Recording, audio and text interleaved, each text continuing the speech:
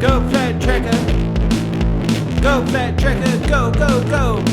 Go flat tracker. Go flat tracker. Go, go, go. The Klavr Flat Track Pod wouldn't exist without the help of our partners, Euroka Fencing, Classic Wheel Spokes, Otway Hydro Blasting, MX Inc., Davies Design, and of course Klavr. Yeah, awesome. So here we are, the Klavr Flat Track Pod. Myself, Tom Northey, back from a huge weekend of flat track racing, Aussie Flat Track Nationals, which heaps to talk about. Really, I don't know if we're going to fit it all into one. We might have to do a couple, but I think we've probably got a good 3 hours worth easily of content to talk about, and just wrapping up the season and all that sort of stuff. There was lots going on. Massive road just from the Klavr flat track team side of things. I've got an hour's worth easy. Yeah, I don't know. It just hasn't been our year in a lot of ways. Got pretty strong chins, taking it on the chin. Everyone's still kicking. Everyone's still keen to race. To me, that's a win. We've made it through onto the other side. But in the last couple of years, I've gone through a couple cars. So this time, no one trusted my little trusty Tinkle, so we didn't take her, and the car that we were in lost 2 gears. So I think that was a mistake. But we were looking at the full picture. It was probably I can understand, and I went along with it. So, but yeah, in the end, it's given us more stories, so to speak. Tom came down for the trip from Sydney as a spectator, moral support. I don't know. Do you actually do anything in the Davies pit there apart from shit stir, or? Oh, well, if I told you that, I'll have to ask you to open your checkbook up. But nah, pretty much just hang Yeah, out. well, I've never seen your laptop wired up, No, no, it doesn't have to get that technical. Yeah, so what do you reckon? Good weekend? Mate, probably one of the best weekends I think I've ever had at motorcycle racing. It was everything. The racing, the controversy, the talent, the riders, mate, everything. The whole weekend was absolutely unreal. I wouldn't have missed that for the world. I've got to say, it's actually was almost like an information or a weekend overload or something. I don't know if information overload's the right thing, but there was so much stuff going on, and finally getting to see Dallas Daniels or an American rider on our soil was an awesome experience for me. I never got to see Jared Meads and Sammy Halbert and the likes, Henry Wilds, and that when they went to the Troy Bayliss. I never made it to a Troy Bayliss, unfortunately, but it was really awesome to see. And obviously, Tom and Max, our Australian talent back home, we knew they were going to put on a good show, especially after Appen as well. And sort of, this isn't the way I was planning on starting it, but yeah, big shout out to Max Whale. Awesome riding, mate. I thought he rode really well. We might actually be very lucky and get the chance to speak to them. I believe they were doing a bit of fishing today, and they're all together. So Matt Drames might be dropping the minute. So hopefully we get well, he just actually sent a thing. What time? So what do we reckon? 8 o'clock?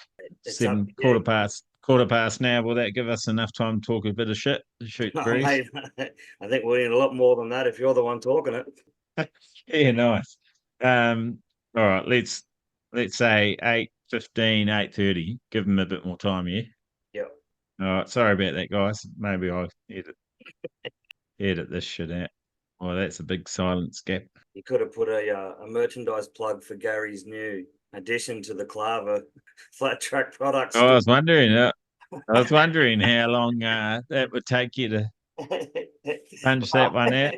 When he showed me the photo of it, I was just like, "Yeah, it happened.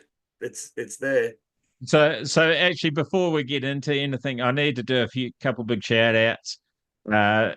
One is to Adrian Leonetti for mechanicking for us over the weekend and helping me out when I snapped 3 drive chain sprockets and broke my chain. Luckily, that didn't let go, but I think it was probably from once it jumped off the sprocket getting all tangled up. And yeah, obviously Matt Davies Motorcycles for having some new chains there and helping me out. So I managed to get one off them. Luckily, in my brilliance, I had brought spare bolts after seeing Kenny Angel break some up at Brisbane. I thought that's probably not a bad idea. So I had those. So yeah, getting it all back together. Couldn't have done it without Adrian. Once we get a bit more into it, I'll explain why. Also, the Trimbar family, uh, Luke, Sam, and the kids. I'm sorry, my brain's fried. I want to say all your names, but my brain's absolutely fried. And you'll understand once we get into that as well why. But yeah, helping us out. Brendan had a crash, as a lot of you probably know, on the start line, and ended up spending the night in hospital. Tamworth had some function thing on, and every room was booked out, bar one that they wanted like $860 for, which we went, yeah, well, A, we're not sharing a bed together, me and Brendan's old man Shane, and B, yeah, not paying that sort of money. It was ridiculous. So Luke had actually offered earlier if we needed any help or anything, got any pickles from the valve, so I did, and yeah, we went back to Gunnedah and spent the night there. So thanks so much, guys. Without you, we would have been sleeping in the car. So we really appreciate it. Like we've said multiple times, if you ever need any help, give us a bell. If you're down this way, want to come for a holiday, give us a bell. And you know, it's just a great example of the flat track family, and yeah, what we've talked about in the past on the pod about people helping each other out. Yeah, of course, there's rivals and not everyone gets along, but when it counts, people step up, and yeah, I'm really, really grateful, guys. Also, Matt Drane offering us a ute as we lost 2 gears in the Ranger. So he said, "Oh, I could have borrowed a ute off him." Actually, he wasn't the only ones. I think Wade Carter as well. So yeah, thanks guys all for offering your help. And yeah, I actually didn't talk to that many people. I was in a bit of a funny mood, to be honest, not feeling real social. So yeah, sorry I didn't get to talk to everyone, but we do appreciate all those offers of help. Um, Gary gets around the the pits like a fly on shit. Was feeling very social, and so I know that a lot of people spoke to him. I was wanting to be a lot racier than I was. I was a bit disappointed with how I was riding and stuff. So I think that's probably why I was a little bit shy than normal. Yeah, but hot weather, oil track. Apparently, there been a bit of rain there and caused the track to do something that a lot of people hadn't seen before and broke up a bit. Got quite rough. Oval on the first day, Saturday the 16th. The Twins were racing that day, as you all know. Twins only race on the Saturday on the oval. From my side of things as a racer, I actually enjoyed it, even though I wasn't getting the results I want. The track was a little bit, yeah, up and down. Like the qualifying when I actually broke the bolts off the sprocket was probably my best feeling session. And if the track stayed like that, I think I would have done a lot better. I felt a lot more comfortable. Unfortunately, my goal of keeping Matt Davies from lapping me failed this time, and he actually lapped me in a couple of races. So it was a bit depressing, but you know, um, he's doing what he's doing, and he was riding good enough to be able to catch up, and I was riding shit enough to let him. So he did say about rolling off and not doing it, and then sort of went, fuck it, I'll do it. And yeah, I would hate for anyone to do that. Don't hold back, ride to your comfort level. And you know, but for the first time ever, I think since probably apart from when I very first started racing at the ripe old age of 32, yeah, I haven't been lapped for a long, long time. So yeah, I beat myself up for a whole day over that. But you know, had some good talks with a couple people that are probably feeling a bit same on the development side of riding 19s, and I know I can ride 19s and everything. There is a lot that I can do to the Harley that I learn on the weekend. I think that will help make it easier to ride. A few things to shed a bit more weight, get a smaller radiator, put better suspension on, all that sort of stuff. But the suspension, yeah, there was a couple times I actually had to get on the balls of my feet and lift my cover your kids' ears, lift my knackers off the seat and squeeze the tank with my knees so that my knackers weren't getting slapped to the buggery. It was like riding an ironing board. So yeah, that threw me lines off a couple of times.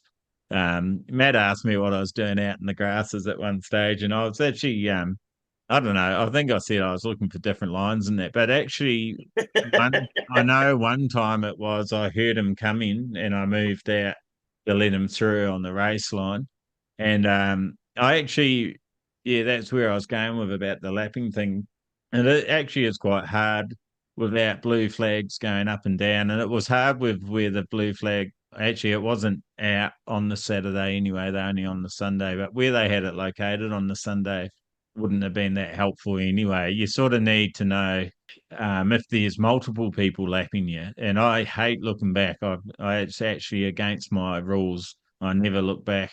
Always look forwards. I've seen a few people look back, change their body position, and crash when they return. And yeah, I know it sounds like oh no, it's a stupid rider, but I've actually seen some good riders do it. And yeah, I just don't like the risk factor of having to look over your shoulder. So I always look forwards, but I actually had to look over my shoulder because I didn't want to stuff up. I didn't know if anyone was touching Matt or because I was racing a different race than him, obviously. And yeah, one time Kenny was sort of close, but yeah, you really back off the pace. It almost makes him feel like just pulling out once you get lapped because you don't know, especially when there's no flags going up and down, you don't know if you can get back on the race line and that sort of thing. It just fucks it right up. So, yeah, so that was an interesting experience. But yeah, the track, the gearing on the Harley's still not right. So that's another thing that needs to be changed. Keep searching for that. But, the track was interesting. I'd always wanted to do that oval. I don't really like the TT track, just this first corner at Gunnedah, which on the oh, sorry, not the TT track, the dirt track. I actually haven't ridden the DT track. TT track looks awesome apart from that first corner off the main straight. But yeah, and that proved infamous on the Sunday, like I thought it would.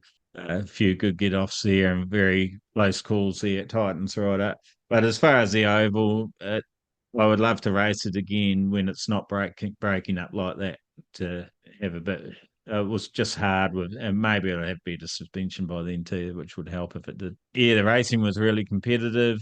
I thought I was going to have it on Jamie Patelli a little bit during practice and qualifying. He wasn't opening it up, but yeah, during the races he did and pulled away. I could sort of hold with them for maybe a lap and a half, and that was about it. Then they're all gone. Yeah, so a little bit sobering for me. That was need to put a bit more work into it, obviously, and come back harder next year. So where did I end up? I ended up fifth. We're going to go through the results in a minute. So I managed to keep that by 1 point over Shane Richards, who was ahead of me in every race. He just, yeah, obviously, luckily for me, didn't score enough points to take fifth away from me. So that was a good thing. Yeah, there was a bit of controversy around points and things in the twins, which we'll get into in a minute. All the other racing that I watched was pretty much spectacular. All the American races, whether they're Aussie or American, didn't disappoint. Also, all our local guys didn't disappoint. There were a few guys that weren't quite where I thought they might be. Yeah, I think all in all, everyone dealt with it pretty well. What were your thoughts about it? Mate, it was unreal. Yeah, it was like you said, it's yeah, a lot of riders you would have thought would have been a lot higher up, but then again, the riders that were in front of him, you kind of expect them to be in that situation. You've got the pretty much the top 18 best flat trackers in the country, slash, you know what I mean? The couple of from America and that have raced in America as well. But yeah, the racing was absolutely phenomenal, especially when the championship come down to the final race. Yeah, that didn't end exactly cleanly either, with a bit of bar rubbing, but it was good to see the two that did finish first and second in the championship actually battle it out on the track together, not just fighting positions for points and all that as well. So yeah, I reckon the whole weekend was unreal. Yeah, like you said, with the track breaking up like that, I've never seen it do that before. Yeah, like you said, with the weather conditions and whatnot and the previous weather conditions that Gunnedah had, that might have been a big impact on it. But all in all, yeah, if you were there, mate, you definitely got your money's worth. And if you weren't there, the computer time definitely didn't justify what was happening on the track. So yeah, that was just another insight to get down there, get to the tracks, and see it firsthand. Because even the celebrations afterwards was unreal. It was hilarious. I was just about to say to one rider when they popped the champagne, it's been sitting in the sun all day. Don't drink it. And took a mouthful, and it was probably one of the funniest things I've seen. So yeah, it was the weekend was absolutely unreal. I definitely didn't regret that. Yeah. Yep. So shall we have a look at some of the results? Yes, sir. Oh, look at that. I was worried I'd lost it before. Don't worry, you've So, already still lost it. we were talking about having a look at we might have a look at some times like we did the last round, last two rounds. So we'll go to race 3 again since the twins are in that one, starting with junior lights, race 3. So I actually haven't looked at any of this. I haven't looked at anything because we didn't get home till I got home at 5 o'clock yesterday morning, and it's just been go go go ever since. So it's been pretty crazy. Yeah, and this is the only night I've got free. So I said to Tom, "Can we get it done?" And luckily enough, he was able to. So Sam Drane set a fastest lap of 21.879 on lap 10. So this is in race 3, so it's actually in racing, not qualifying.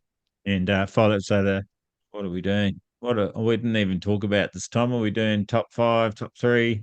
Oh, mate, just go top 5. Actually, let's just go the time comparison because that's what we're really doing anyway. Keep that in your head, everyone. 21 I just wrote it. 21.879, I just wrote it down.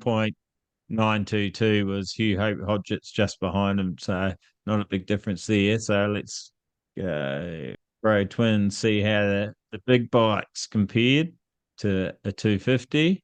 So you would have to think that Matt was the fastest. Yeah, 22.89. So he would have been getting smoked by a 250s. No, not smoked, but he would have been behind them. And then Tyler O'Donnell on a 23, so he was the second fastest. Yeah, I'm way back. That's embarrassing. Let's not mention my time. Right, so junior 85s, I think we're spanking my ass. Let's have a look. But that's all right. It happens sometimes. 23.324s.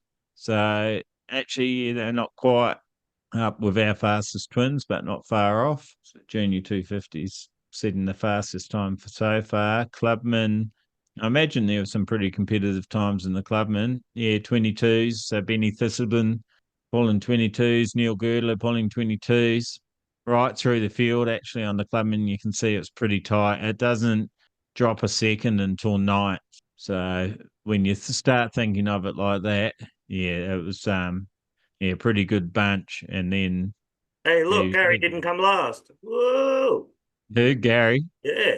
Yeah, no, he didn't. He did really well actually. Gary did leaps and bounds. He enjoyed the oil too, and it showed.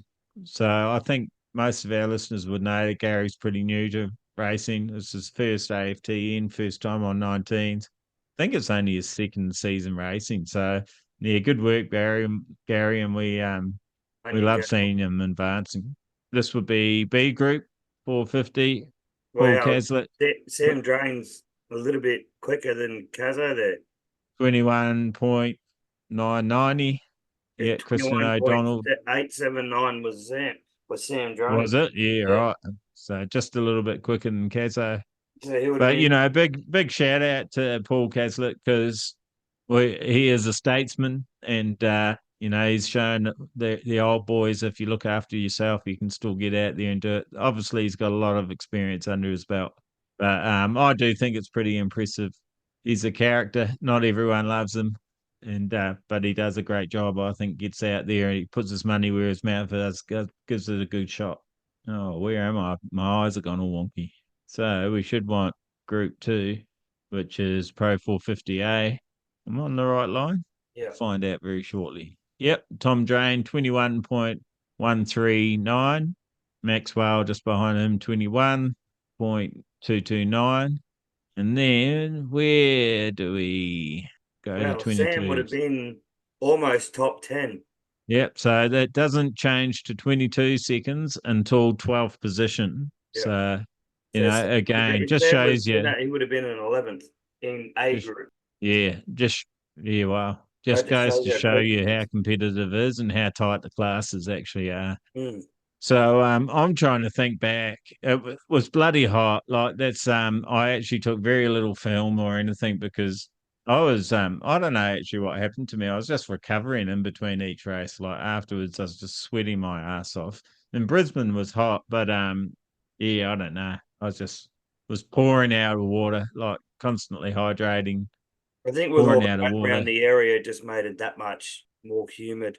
Yeah, right, Yeah, yeah, you think it was that hot you couldn't stand out in the sun too long, even if you weren't racing. It was just like Luke Goff and I were talking to Wade Carter, and we were just standing outside his quick show, and we both looked at each other, and I'm like, man, I'm on fire.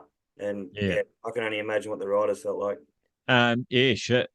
I don't know about everyone else, but I felt real shit. I was trying to steal Gary's fan all the time and pouring water down me levers and Well, you guys, it was you, Gary, Neil Girdler, I think, Taylor Street was in levers. yeah, John Lighters, I think he might have been in leathers as well. Yeah. Yeah, you guys would have been copping it for sure. Oh, look, I feel a lot safer in them and I'll never Oh, sacrifice especially on safety. an oil track, it's like concrete. But yeah, and like Brendan's injuries just show, and that wasn't even high speed. And I think actually, in saying that, I've always thought slow speed incidents are always a lot worse. Yeah, And especially, and it's also like what happened to happen if a rider stops in front of you suddenly, it's like riding into a brick wall. So you expect some bad injuries. So series, we go round points or series points? Series points. no, So go round points. Oh, if you want to do, yeah, because it's only going to be up to round 5. yeah, it's only going Go to be up series, to round 5 anyway. go So series, I think that makes sense. So start series with the points for clubman. Clubman Open. So after 5 rounds of flat track racing in Australia, AFTN, Benny Thistleton still sitting on top with 922 points, followed by John McLean, 807 points, and Neil Girdler on 797 points. So It got tight towards yeah, it got real Anthony had tight. a fair few, but it got tight. Yeah, and unfortunately, John McLean had a bit of a nasty get off at the after the checkered flag, and yeah, we send out all our best wishes, John. Hope that you heal up. I believe he's pretty good. He's apart from a decent concussion, and I was down that end at the time, and I didn't actually see how the incident unfolded. There was a bit of controversy around that one too, but he did. It was a nasty. It did look nasty. He just basically bounced along on his head a couple of times and then rolled over. And Well, but it happened after the race, and happened after the race and a couple of things. I was actually shouting out to the medics. They had their backs to the corner. They took far too long to get there. He wasn't moving. It didn't look good at all. Yeah, they took far too long to get there. And yeah, when they looked over, they started walking, and I'm shouting out on the double, you want to get there a bit quicker than that. Yeah, so anyway, I think there was a bit of a protest put in about that, about a rider causing that one. I'm not sure how that all unfolded. Heard both sides of the stories. Yeah, real hard. Like with all the controversy over the weekend, when you know all these people, it's sort of I wouldn't take sides. I wasn't on the track either. I didn't see the incident happen. I believe both parties. So I know that's staying neutral and being a bit of a pussy, but yeah, I get along with both parties involved, and yeah, you sort of got to take what they say, and that's if it. you are going to be a pussy, well then I'm not, because I did see the incident, and I know the other rider that was involved very well, and the way he explained it to me was exactly the way that I saw it. So the punishment that he copped for that, which I dare say was very unfair, definitely didn't fit the crime that wasn't committed. Yeah, So right. if a rider finishes a race and you go across the finish line and you start slowing down, and a second rider crosses the finish line behind you, still under power, barreling into the first turn, which probably wasn't warranted as the race had already concluded, and then come together with another rider, well, who's in the wrong there? The rider that run into the other one that had already finished the race and is slowing down, or the rider that was continuing around the circuit to follow back in towards the pits and got careered into. So that's where I was sort of scratching my head why he got penalised for something he didn't do or cause. So that was well, traditionally, if you're on the road, if you're hit from behind, it's the person from behind's fault. Generally, well, you know, 100%. that's generally the rule. So I believe the rider didn't do anything maliciously. Oh, it Even wasn't. though, It definitely wasn't yeah, intentional by any means. even But though that was a bit of a rumor, I don't believe that's the case at all. I no, think it was I think it was an incident, and it's just gotten blown out of hand. The whole weekend, right from when I got there, had a funny feel about it, and it sort of proved interesting. It proved to be an interesting weekend. Maybe just that it was the final rounds. The points were close in all the yeah. classes, pretty much. Maybe that's all it was. I don't know, but Well, yeah, tensions were definitely high. The nerves were we'll high. mention Yeah, the top 10 when we get to the final round and the actual final points of the series.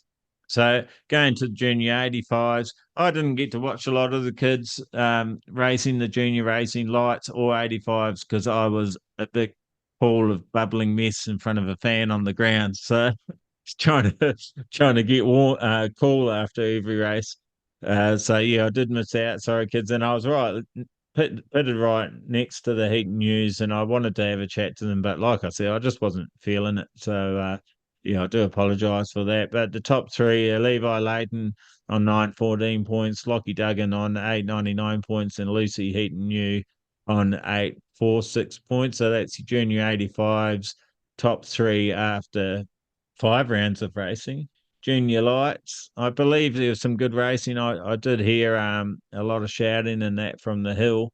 Uh, on the top step after the 5 rounds was Riley Norta.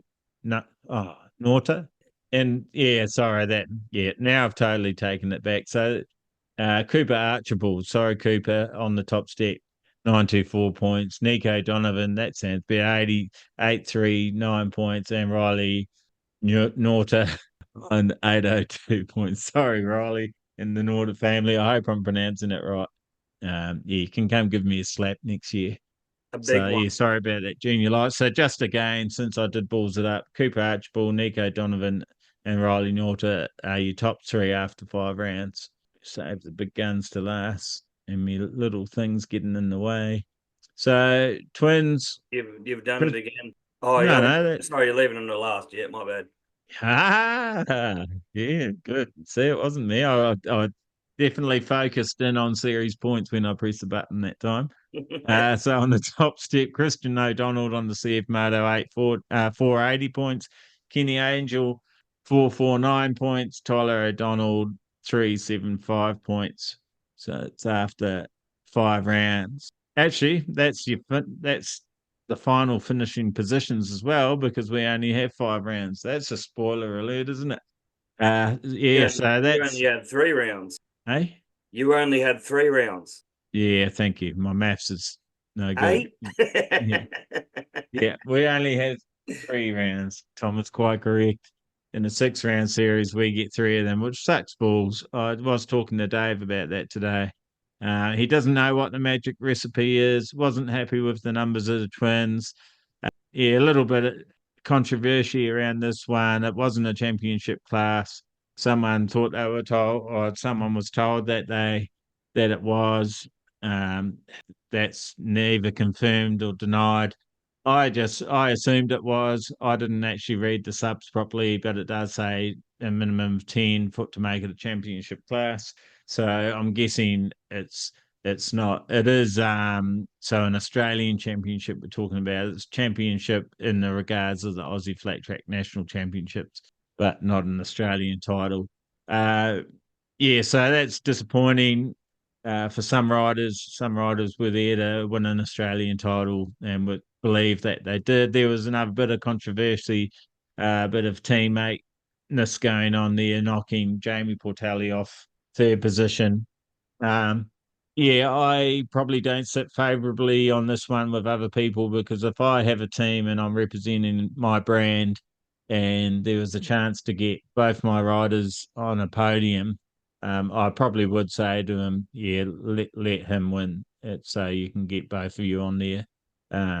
This is the Well, right. So business. that's what happened. They one let the other one win. I believe so. I didn't see it. I was in the race, so that's the rumor. That's the controversy. Controversy. Wow, that's red hot. Um, as a brand and a team owner, I can actually understand why you would do that. Uh, Also, this is a business basically. For it's turning into a high level sort of pro series of Australia, and that's what a lot of people want. That's what I wanted.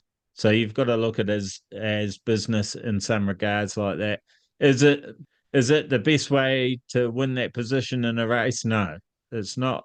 But if I want my brand to be recognised and there's a chance to get two, not just one of that brand on there, then I probably would make that call. Yeah, if you don't like it, bad luck.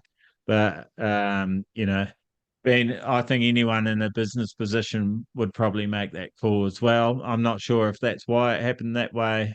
Um, but yeah, that's the accusation that was made throughout some of the people through the pits. I'm not mentioning names. You might notice that we're being as neutral here as possible. We don't Well, I'm look, not mentioning any names because last time names were mentioned, people started having a cry. So we're only going to tell you the scenario. And Yeah, that's the you know, scenario. And look, know. guys, it's championship. It's done and dusted. Whether it's Australian championship or the flat track championship nationals, whichever way, whatever award, you still got awards for the Aussie flat track nationals. I believe someone actually asked me. Oh, I didn't see anyone getting handed out medallions, so I did approach that. All the riders that have won an Australian championship, so an Australian medallion, have been informed what happened there, and they are all getting their awards. So yeah, there's no need for vicious rumours going around about that. It's not a hoax. They are getting their Australian title medallions. It was Or just a bit did of they stuff. just not have it there on the weekend? Let's go with that. Yeah, that's good enough. There's just a bit of a muck up. So yeah, rather than presenting the muck up, they've organised it with the receivers. So yeah, so I had a chat because I wanted to fact check a couple things. Yeah, and that's the best way to go. They are Australian I title. heard someone yelled out from the crowd after the 450 Yeah, final. it's a shame, and it was a That hard decision for the promoter, but I think he's done it the right way. As long as all the champions understand the situation and they're happy, that's the main thing. They're getting their yeah, medallions. They're going to 100%. get them. They are Australian champions in flat track. So everyone, apart from the clubmen and the twins, unfortunately, were championship class. I'm good. So yeah, it was. I've heard both sides of the story now.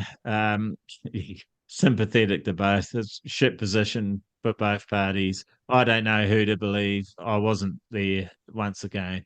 Yeah, I want to believe both parties is the best stance that I can take. Yeah, but look, I hope that the twin class keeps on pushing through.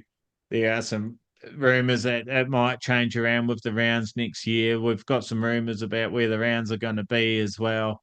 Um, all the riders got a bit of a heads up, but we can't say too much exact dates and everything just because it's not set in concrete. It was more just to give show respect to the riders and give you a bit of a blueprint to plan your year next year. But I am able to say that Griffith is one of them and Aubrey is another. But yeah, just not set in concrete. So hopefully that will be sorted out really, really shortly. But yeah, great to have some rounds coming closer to us, most likely, which is awesome. Because yeah, after this weekend, another 13-hour trip. It Big was, rough on you, Darcy. eh? Bit rough on you. Oh, I've definitely felt it. Yeah, definitely felt it. And like I said, yeah, you were losing two gears and only being able to drive at 95. I mean, it was probably a good thing because we were all pretty tired and having to drive the 13 hours back. Also with an injured rider, he had some good painkillers and stuff, and he was actually really good. And I hope he doesn't mind me speaking on his behalf, but he was really good until probably the last 3 hours, and he started getting pretty uncomfortable. But Yeah, yeah, that bloody Brendan, our pain. rider, He's a tough sustained a nugget.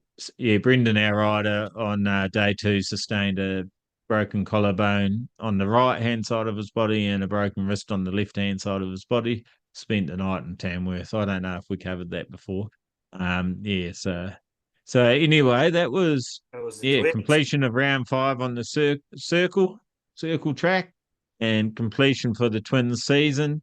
And Yeah, Christian O'Donnell. congratulations to Kristen, Kenny, and Tyler. Congratulations, guys. Congratulations to everyone, actually. Jamie Patali, myself, Shane Richards, AJ Madridin, Bade Hunt, and of course, Matt Davies for all turning up and supporting the class Yeah. anyway. Yeah, it was fantastic that everyone made every round, I think, apart from Bade didn't make this one, and AJ, he was there but decided not to ride the caddy, save a bit of energy, time, money, which is fair enough. Yeah. So if we want to see this class grow, obviously there's some changes that need to happen and more bikes need to turn up. So I hope that keeps going on. That's where I'm going to leave it because we didn't really get into that, me and Dave, today about rules and that. I just said that I'd like to see more racing, more laps for the twins. Pro 450. So there was a couple races not there. Caution wheel, sorry. Oh God. Caution did a Facebook post saying he wouldn't make it for personal reasons. So that was a miss.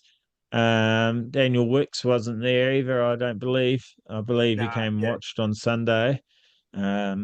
Yeah, so on the top step after the 5 rounds on 869 points was Jared Brook. Snapping at his heels, 10 points behind was Thomas Herrick. And in third, Cameron Dunker on 780 points. And yeah, these two guys just went at it all weekend, Jared Brook and Thomas Herrick. And it wasn't necessarily always at the front of the field. I think Tom got a couple wins on the Saturday. Is that right? Did he get one win, or Um, he's definitely up in top three? yeah, Three. I think he got a podium. I think he got a second. I know he definitely got a second on the Sunday. Yeah, without looking at it, I think it was up there. It was definitely up there. It was coming in about 21 points behind Jared coming into round 5, and Yeah.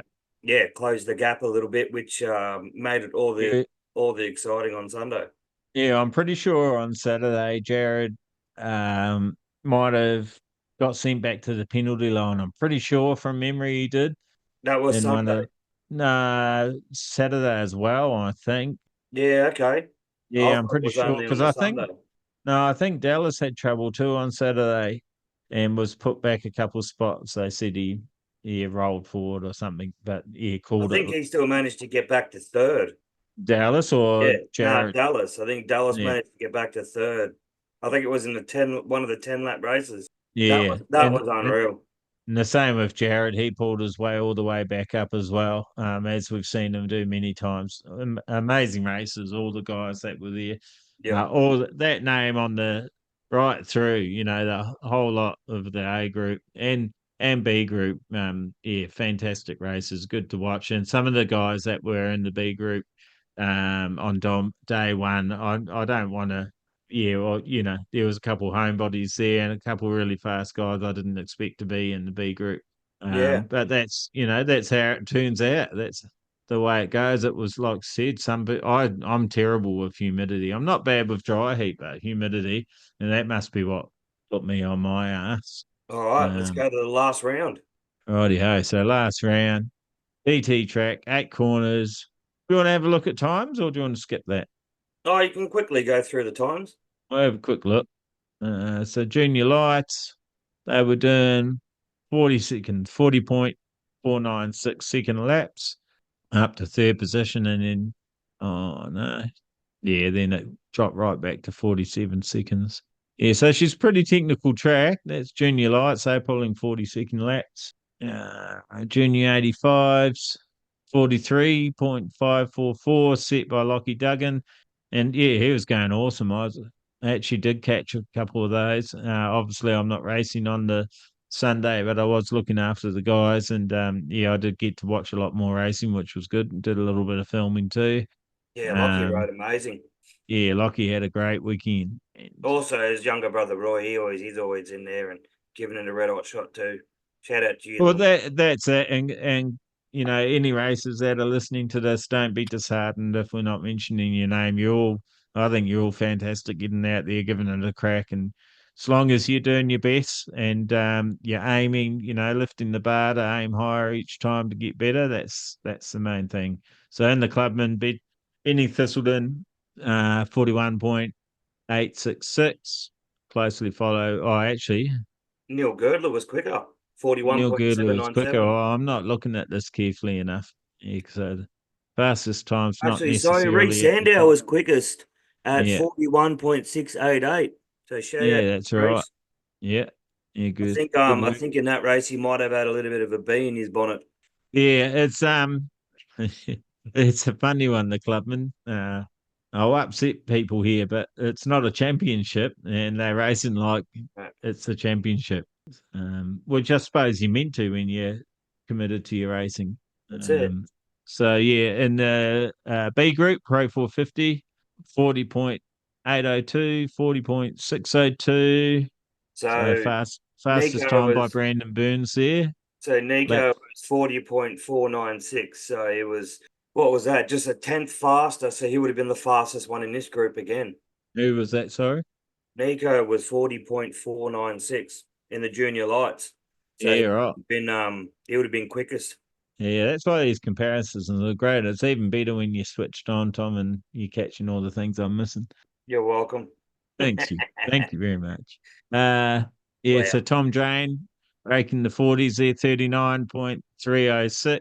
Max Wales 39.193. So They're quicker again. faster. Mm, Yeah, Max was the fastest from what I could see there. Run that your was eyeballs practice. across that, am I right? Yeah. Yep. Um, yeah, Kazo getting into A group there. So yeah, we do see a few different riders. Kristen O'Donnell in the A group there. Uh, who else? Jordan Dool, Logan Davis. So yeah, it's mixed up a bit from on the oval. We didn't go through name dropping about who was in the groups and on the oval. Probably should have because it has mixed up a fair bit. And that's the thing I love about the TT. You know, the two different tracks back to back like that. Um, so yeah, obviously, there was a championship fight going on within the racing. So our two point scorers, highest point scorers, were fighting over the championship, and not necessarily at the front always. Couple of times it was. Uh, Here it got a fantastic start, and I think it was 10 or 15 lapper, and yeah, then Brooke pushed a bit too hard coming in under him and causing a crash on, I think it was the first or second lap. So that got red flagged. You'll see if you follow Tomer on socials, he actually did a bit of damage to his thumb and stuff. There was a bit of chitter chatter going on, like probably most people would. Jared went back to the front row, but was quickly sent back to the back row. So yeah, really handing Tom those extra points or extra advantage there. Tom Herrick and Tom made the most of it, and yeah, ran a good race, even though suffering a fair bit of discomfort. And you know, those guys just fought the whole weekend, and for the rest of Sunday, it didn't get any less tense. Uh, Similar instance in turn 3 and 4 coming back to the main straight, but was classed a racing incident. No, well, actually, wasn't classed anything because they both got up and carried on racing. So it didn't get classed because there was no red flag or anything. Jared Brook hopped up straight up and carried on racing. got a couple positions on Tom actually because he got up quicker. Yeah, and then Tom Herrick.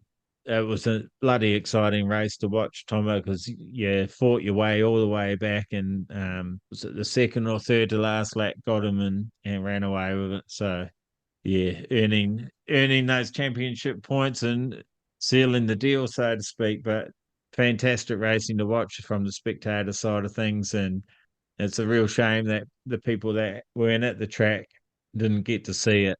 So hopefully in the next few years we start getting televised events and or streaming or something, because yeah, it was absolutely fantastic to watch. And obviously if you can come down, come down. On that side of things, the crowd was pretty good, like from end to end, pit shades and family members and a lot of people. And I thought it was a really good turnout, given how warm it was. What do you think? Yeah. Well, we definitely knew that the crowd was going to roll in for that one, considering the how close the points were and a lot of classes. But yeah, the township of Gunnedah is always supportive of their motorcycle club, so it was good to see a fair few people up on the hill cheering on their favourite rider. It was great. And It was even better watching Michael Kirkness's dance moves on Saturday night at the Railway Hotel. That definitely was a showstopper. is that right? He let his hair down, did he? He had a couple, might have had a couple of shandies and got his boogie on. He was having a royal old time. It was actually good seeing Curtis going around with a camera in front of him. I'm not sure what the deal was, but yeah, obviously helping the series promote itself on social media, I'm guessing, and doing some and talking and presenting. So that was really good to see. Yeah, I saw that from under my pit shade, trying to keep cool once again. Uh, yeah, so should we crack this open? I just got confirmation we are going to have some guests, which is awesome, in about 6 minutes or so. So we'll quickly spin through these. So your overall points leaders for the whole AFTN Nationals and Clubman, taking out the top was Benny Thistleton on 1132 points, closely followed by Neil Girdler, the 28 machine, 10-12 points, and Reece Sandow in third and 8-9 points. So congratulations to the Davies motorcycles. They got two of their riders on the podium. And then up to 10th place, from 4th to 10th, it was Andy Fisher, Jason Griffin, John McLean, Lee Hunter, AJ Mudgerton, Luke Barnes, and Lawrence Ferry. So awesome work, guys. Yeah, like you wouldn't know that is the friendly class. It definitely was argy bargy. Lots of good battles. Well, that class was that good. After three races on the Sunday, Neil Girdler and Benny T were equal on 160 points for the round. And it Yeah. come down to whoever was finished in front of the other one had won the round. And throwing Brody Turnbath on the mix, got a couple of good jumps and yeah, tried to do his part in it. But yeah, at the end of the day, Neil Girdler pulled out the win in round six, which was unbelievable. Extremely proud of that dude. He's worked his absolute ass off, and a lot of family sacrifices and everything else in between. So yeah, it was absolutely unreal. And I think it, by the looks of the points, it almost come down to his unexpected DNF in Brisbane in the first round. So Oh, okay. Yeah. if that hadn't have happened, or if that was resolved in the correct way, it could have been even tighter. So yeah, it just goes to show there's still fantastic racing throughout every class, no matter which one it is. So our first Australian title, Australian Championship class, is the Junior 85s. Taking it out was another Davies Motorcycles rider of number 10, Lockie Duggan. Well Woo done, woo. mate. Congratulations. Finishing up the series on 11-19 points. Followed closely by Levi Layton, Lucy Heaton New, fantastic representing the girls there. Fantastic to see. So that was your top three: Lockie Duggan, Levi Layton, and Lucy Heaton New. From 4th to 10th, Taj Edwards, Hugo Holmes, William Wiggins, Braxton Layden, Johnny Cooper, Jai French, and Brody Ford. So well done, guys. Australian title there for Lockie, fantastic. second and third places for Levi Layton and Lucy Heaton-New. I'm sure their families are all very proud, and they celebrated the rest of the weekend pretty hard, I imagine. That class is so tight. If you go on Compute Time and look at the results, Lockie Duggan won by 4 points. And if you look at round 6, he actually got fastest qualifier, which gave him an extra 5 points. So yeah, right. that was all the difference, was one fast qualifying lap qualified. in the scheme of things, if you look at it a points perspective. So just goes to show, no matter where you are on the track or how you're going, you give it your all, because that can be the difference between an Aussie title or second place. So yeah, well done, Lockie, and the rest of the junior 85 crew. Yeah, and again, thanks everyone for showing up and supporting the series. I know the promoter wouldn't mind me saying that on his behalf at all, because without you guys, there isn't one. So yeah, thanks so much, guys. So junior lights, our next champions, Cooper Archibald. Now I think that was, it does look quite close there in points overall. So he's on 1074, and then Nico Donovan on 1047, but Cooper rode awesomely the whole series. Oh, well, obviously they all did, but yeah, I noticed great consistency with Archibald's riding. So yeah, congratulations, Cooper. Well deserved. Nico Donovan and Riley Norta in third there on 983 points. Congratulations to the 3 podium Australian flat track national getters. Well done. So again, from 4th to 10th. And 4th, it was Hugh Hopchitz, Billy Ryan, Max Carter, Sam Drane, Jed Fife, Matilda Heaton-New, and Max Kelly. Obviously, Jed Fife injured himself in a bit of a scooter tragedy. So unfortunately couldn't do these last 2 rounds. And it was great to see that Matt and Jed turned up and supported the other riders and came to watch. They've a fair whack of a trip for them to come up and do that. So that was impressive. That's Yeah, also Sam, back-to-back championships for Snoop as well. So well done, mate. You rode your it absolute is. butt. Yeah, good chip in there, Tom. That's a good point. Yeah, so 2 years in a row, fantastic effort. Wonder if he'll be able to make it 3. Sure, he'll give it a red-hot crack. He's not turning 16 yet, is he? Not going senior yet. Not that I know of, no. If he is, he looks like a young 16-year-old, that's for sure. Yeah, well, let us know, mate, when you turn 16. Where do we go? So now it's the big dogs. It It's is. already. It's the premier class. Yeah, sorry to the twins Sorry, the riders. other premier class. Sidecars aren't in this series. The other premier class, just to clarify. Yeah, I'll just make an apology to the twins. I didn't present that very well. Because I got all out of whack with it only being the 3 rounds, not the 6. Yeah, so here we go. Thomas Herrick. Oh, now I'll put that in the way. 1021 points. Jared Brooks sitting there in second and 1012 points. And Cameron Dunker in third for 947 points. Yeah, obviously, like we've been saying throughout this pod, it was well fought. I've got to say, and I don't be offended, Rookie, but you look pretty bloody miserable there in second, and you shouldn't be. You should be holding your head high. It was fought to the end. It was awesome racing. You put on a show. That's what you guys are there doing as well, trying to win your championship. And yeah, second place is in a field like this. Yeah, it's unreal. It's unreal, mate. You should be smiling from ear to ear. Cameron Dunker, yeah, it's good to see. This is the only podium that I got across to have a quick look. As we're packing up Brendan's stuff and everything, or the whole show to go home.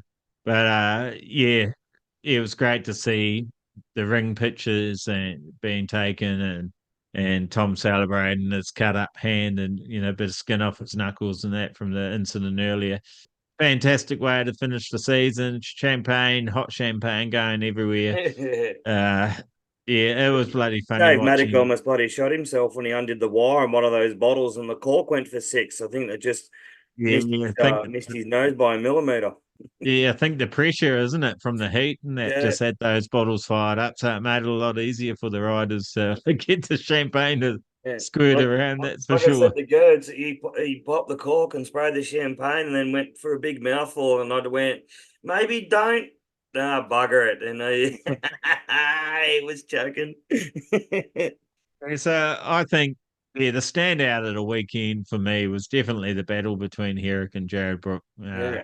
Yeah, I think it was they put on a great show. All the other riders too. Watching Dallas racecraft was also something I really admired. I mean, with our riders have got great racecraft as well. I was saying to Brendan, there's something just odd about when you've watched someone on tally or live streams and that so much, and then you actually see them in person. There's just something, yeah, quite unique about that. So Yeah, he probably definitely had gets signs. a little bit of a fan crash or something. I don't know, but yeah, it was good to chat to Dallas, and we might do that again in a minute. Hopefully, they're going to join on. Yeah, but watching Dallas ride was awesome, and again, shout out to Maxwell. You rode fantastic. I thought he looked a lot better than last year when he came home. I thought.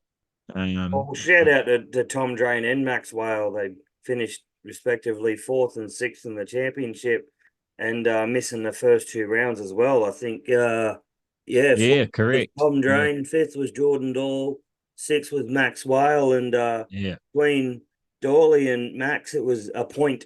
It was literally a point in it. So, yeah, that yeah, was unreal. yeah. That is when you start thinking about it, it is, isn't it? Yeah, absolutely phenomenal riders, great technique, great style, and lovely people. I had a chat with Max quickly it happened. So I had a few words to Tom at Gunnedah Saturday and Sunday, and no, definitely really humble and nice people. Yeah, so I don't think I read out the top 10, did I? So going from 4th to 10th was Tom Drane, Jordan Doyle, Maxwell, Jet Carter, Daniel Wicks, Paul Caslick, Torin Open, sure. So, yeah, that's fantastic. Well done, Torin. First year senior, top 10. Fantastic effort. Would have been interested if Wicks was there, would have been scoring points. So that might have changed the order up a little bit. Yeah. The Well, same with shout out Price and to Will. Rowan Tegart too. He's one of the maybe not Victorians. as old as Paul Caslick, but one of the other older riders there, getting in the top 15 in the championship, and as well RJ Ronan Jacobs, who rode incredible all season as well. So congrats to him too. So, guys, the results are all on computetime.com. So, you're welcome to go and have a look at that at any time. So, we have an iPhone connecting. Don't know who's going to be on the end of it. You have to unmute your microphone when you get a minute. Do you want me to talk? Sabbath and people? Yeah, no, I can hear you, Matt. How you going? Oh, yeah. Here we go. We got three of the boys here, Tom, Dallas, and Maximus. All right. Can you hear How's us all everyone? right? Yeah, we can. How you all going? Going good. So, been doing a bit of fishing, I hear. Yeah, we've been down fishing all day. Yeah, right, right. What are you? Is that lake fishing or something? No, it's just fishing in the river for Murray cod. Oh yeah, and who got the biggest one, or did you catch any for a start? Probably Thomas Herrick. Oh really? Yeah, God, he's on a bit of a roll then, isn't he? yeah, Right there. yeah. You got a good sized one. Yeah, right. So is that what dinner is? Have you guys all eaten or? Yeah, we just had pizza. We just put all the fish back that we caught. Oh right. Is that a rule or that was just your choice? Nah, that's normally what we always do. We always just put them back. Don't really like eating them. Yeah, okay. Yeah, because they're Murray cod are quite slow growing, aren't they? I think so. I'm not too sure. Yeah.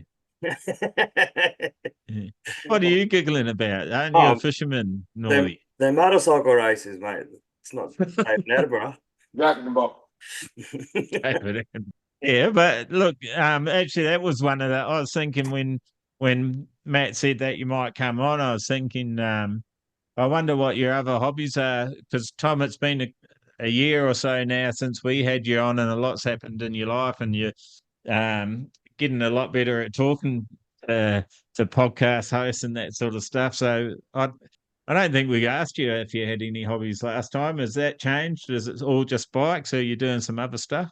I just really like fishing. Normally when I'm not racing, I'm just fishing, or that's all I really do is fish and ride. Yeah, right. And you did doing that in the States as well. Yeah, when we're over there, we do a lot of like bass fishing. So there's a heap of little ponds around where we live, and we just fish around there, catch some bass. Oh, bass. I thought you said bat. I was highly confused. Nah, it's bass. I think there's a whole there used to be, I don't know now if it still exists, a bass fishing game, wasn't there? Like on I think they're still. PlayStation or They something. definitely. I think they might have a game, so I'm not too sure, but they definitely have big tournaments all the time. You see that on like social media and stuff all the time. Yeah, right. So is that for and whenever I'm not gonna predict, but whenever retirement comes, but is that your retirement plan? Yeah, Become just bass fisherman? I want to get a house by the river and just fish pretty much. Just go fishing every day. Yeah, nice. Yeah, I have to give Casey Stoner a ring. I think he's a big fisherman too, but I think he likes the ocean stuff. Yeah, I don't mind the ocean too, but I really like fishing like out here in the rivers and stuff. That's my favorite.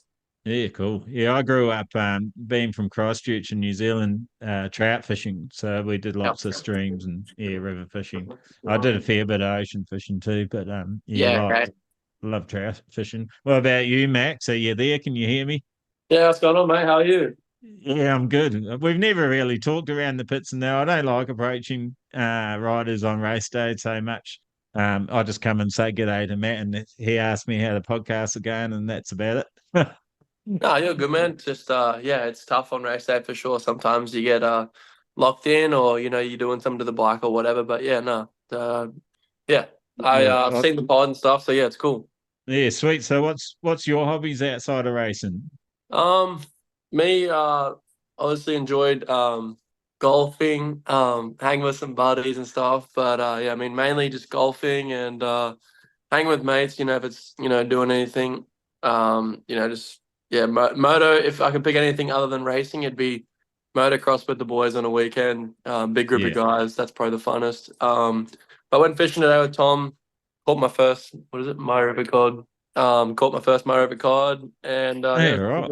yeah, it's awesome. Oh, all right. So that was today. You popped your cherry catching a maricod. Yeah, for sure. Cherry was popped officially. Yeah, beautiful. Yeah, Oh, and you shows didn't them. eat it because they're actually really nice eating. It's a shame you didn't eat it. Probably could have Yeah. eaten the first one. Or Yeah. do you not like fish? No, I love fish, but I don't think I could actually scale it and gut it and stuff. I'd probably throw up doing it. I would get the hook out of its mouth when I see a bit of blood. All right. All right. So you're a bit of a soft touch when it comes to blood. Yeah, for sure. Yeah. So how's it? I didn't ask you, Tom. Actually, we'll go to Dallas and ask about his hobby first, and then I'll ask you how you'll being home, and yeah, we'll ask Dallas what his impressions of Aussie are. But your hobbies, Dallas. What do you do off the bike? I don't do much. I pretty much just ride 24/7. I went fishing today with Tom and contemplated slitting my wrists. Got completely sunburned and didn't really have a good time at all. No, no. It was fun hanging out. I like hanging out with the boys, and I enjoy playing a little bit of golf and some ping pong and stuff, but my life mainly revolves around motorcycles. I'm not very good at anything else. So I just stick to what I know. Look, we wouldn't criticize you if you didn't like fishing. There's lots of people that find it boring. My wife, she just walks away if I say we're going fishing. The kids like it, but yeah, she can't Yeah. stand it. So, but yeah, it's more about I think they're hanging out together. It is a pretty good thing to do, especially No, guessing it was a sunny day. yeah, no, you're in the outdoors and with your friends. I mean, I to each their own. It's just not my cup of tea. Yeah, yeah, right. So then you're probably up there with Max going to the moto track. I know you guys do that as cross training and that sort of thing. And you had an incident with your leg and stuff training on the moto track. But that's would that be your next sort of favorite discipline next to flat track? Yeah, probably that or road racing. I did a bit of road racing years prior when I was a little bit younger, and I have a lot of fun doing that. It's just road racing is not quite as feasible as moto. You can load up your bike in your van and drive 20 minutes and pay Yeah. $20 and ride. Where a road race bike, you got to buy tires and fuel and haul it to the track and you're there for a whole day, it's it's a little bit more expensive. So yeah, I love a good motocross trip with my buddies. Like Max in America, he's got a house there about an hour from where I live, so we ride quite a bit. And Yeah, righto. yeah, but yeah, just spending time with friends, and I'm down to do whatever. I'm just not very good at anything else. Oh, that's to be honest. Yeah. And what are your thoughts about Australia so far? Yeah, Australia's been awesome. I think I'm a little bit spoiled because the Dranes have just taken such good care of us. But the countryside it's definitely different than America for sure. But where they live kind of reminds me of how it is around where I live in America. Just a nice countryside. The food is so much better here. It's a lot more fresh. In America, it's like food just is terrible compared to here. Yeah, I keep hearing Outside that, of but it's yeah, outside yeah, of the sorry. Domino's we had tonight, but Yeah, sorry, I was cutting you off. I was going to say I keep hearing that, but it's usually from Aussies, not from Americans. So yeah, no, they've been saying it for a few years, and I kind of just always blew it off. But then Typical American. first few days we were here, it pretty much hit you in the face that it was quite a bit different. So, but other than that, I mean, it's outside of you guys driving on the wrong side of the road, everything's pretty much the same. okay. Well, I imagine it would be a reasonably affordable holiday for you because our dollars worth a bit less, isn't it? So that should be a bonus. Yeah, no, everything I bought so far just automatically transfers on the credit card. So I'm living large over here in Australia. And when you go home, I'm pretty sure Max and Tom would be doing it anyway, talking up our racing. What will you be saying to fellow racers over there? Just about the experience. Yeah, just about the racing over here, like the affordability, that sort of thing. What do you think? No, I think if you can do it and you have the resources, I think you should definitely try it out. I mean, the racing is different. Outside of racing the guys on the track, it's pretty like that's similar. But the thing I liked about racing over here is you get so much more track time. Like, yeah, so that was nice because you actually I feel like get your money's worth. Or if you go out and you have a bad race, you have time to make it better. In America, you get one heat race that doesn't count towards really anything, and then one main event, and it's over. So yeah, like I said, if you can make it happen, I think it's worth it just to get that experience and race the guys over here. It's going to make you a better racer. Yeah, awesome. And you've been doing a little bit of actually tell us when you landed, did you have a bit of rest before getting on the bike, or was it straight into racing? Have you done any other racing, or it was just Gunnedah so far? Just Gunnedah so far. Really only planned on doing Gunnedah and the Brisbane Cup. As far as rest, I landed Tuesday morning and was on a flat track bike Tuesday evening. But yeah, no, then we got a little bit of rest and then drove up to Gunnedah. But yeah, just kind of it's winter time in America where I live, so it kind of just all worked out. We've been wanting to do this trip. By we, I mean my dad and I. For a few years, and so finally made it happen. The Dranes made it possible, and it's like I said, it's wintertime there, it's summertime here, and just a good opportunity to come over and do some training and hit a few cool races like the Brisbane Cup and just spend some time with good friends. I've totally forgotten what I was going to ask before. If you anything you want to add in, Tom Northey? No, I just wanted to say congratulations to the three of you for your season last year. I know Dallas, unfortunately, yours was hindered by injury and whatnot, and it would have been good to see you up in the points with Jared and trying to stop him getting that 10th championship. But you've definitely gained a fan in myself and Max and Tom also as well. But I can't wait to watch you guys battle it out with Cody at the North Brizzy Cup. It's got to be unreal, and good luck and best wishes for you guys for next season. I hope to see you on the podium a hell of a lot more than you guys are. But it's absolutely fantastic. And Dallas, thanks for coming over, and the Dranes as well for yeah, for helping him do so. It was awesome to see an international rider come over and do so well. It was impressive, and yeah, definitely had to let you know on the weekend, Dallas, that I was impressed. So no, it was awesome. Oh yeah, thank you guys very much. We've definitely felt very welcomed over here by everybody. So we definitely are going to want to be coming back. That's for sure. Awesome. Yeah, bring your mates with you. Yeah, for sure. Well, these are the only 2 mates I've got right here, so they're already here. You got a couple more. I reckon you can bring some more over. No, for sure. And yeah, so I've got a couple questions for you, Max, about riding between the twins and the 450s. And I don't know how you feel about it, but I thought you rode really strong this weekend and up at Appin, and you seemed a little bit more comfortable than the last time I seen you at Appin in 2023. Would you agree with that, or? Yeah, no, for sure. I was very lucky this year that Adam Lipke from Australian Road Services lent me a better 450 to say. Last year I was riding my personal one, and this year had a bit more speed and yeah, just sort of a bit better bike. But yeah, for sure, definitely rode a lot better at Gunnedah, especially. Last year Tom's absolutely smoked me. Like a straightaway more, and then this year, got up there and had some battles with him, which was really good. In those last 2 races, we were pushing really hard to he was holding me off, and I was trying to pass him. So it was good. It was good to have some speed.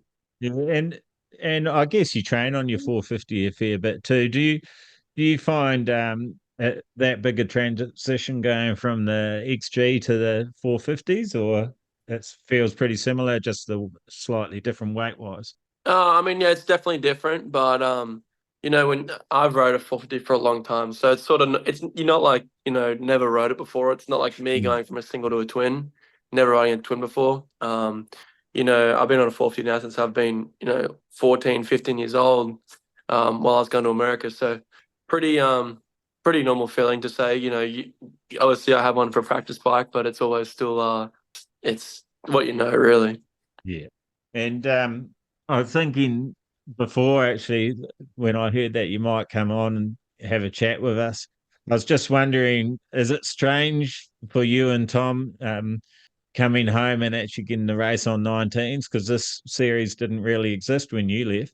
No, for sure. I was it's really cool to see the Australian the whole Motorcycling Australia flat track whole committee, however you want to say it, is coming around on the 19s. When I first went to America, even Tom, he was on a 65, 85. Like, it was like Facebook warriors constantly bashing 19s, never giving him a chance. And it's so cool to see that, like, we go to the AFTN series now, and there's more 19s out there than you see at the Australian titles, so on the trials tires, everyone's starting to come around, realize it's more money efficient. The racing's better, and it's just better race. It's just the whole lot's just better. I mean, you go trials tire, you need to be competitive. You need 3 tires. I'm gonna go to Brisbane Cup with 3 rear tires. Like Gunnedah, 2 days of racing, I only had 1 tire on the whole weekend on the rear. So saving money, and it's just it's just better, man. We can go from oil one week to dirt the next, to this, that, shit. You can even ride them on concrete. You know what I mean? It's just easy. Yeah. And it's just so good to see all those Facebook warriors just go quiet, and they're all just hiding away now, don't say anything. So it's good. They're still out there. I still cop them at the track from now and then when I go to dirt track meetings and that. But we definitely have turned the corner, that's for sure. And I think the 19-inch racing will definitely be growing in Australia, I hope, as long as. For sure. The Warriors are still around, and they always will be, but they're a lot quieter. I'll tell you that much. Yeah, definitely Like, a lot quieter. I remember when I first started riding 19s at Brisbane practice days and stuff, and people it's just ignorant. Like, people just hadn't, they were just so against them, it wasn't even funny. So, I mean, it's funny how it's changed, honestly. We had the same thing in New South Wales. Sorry.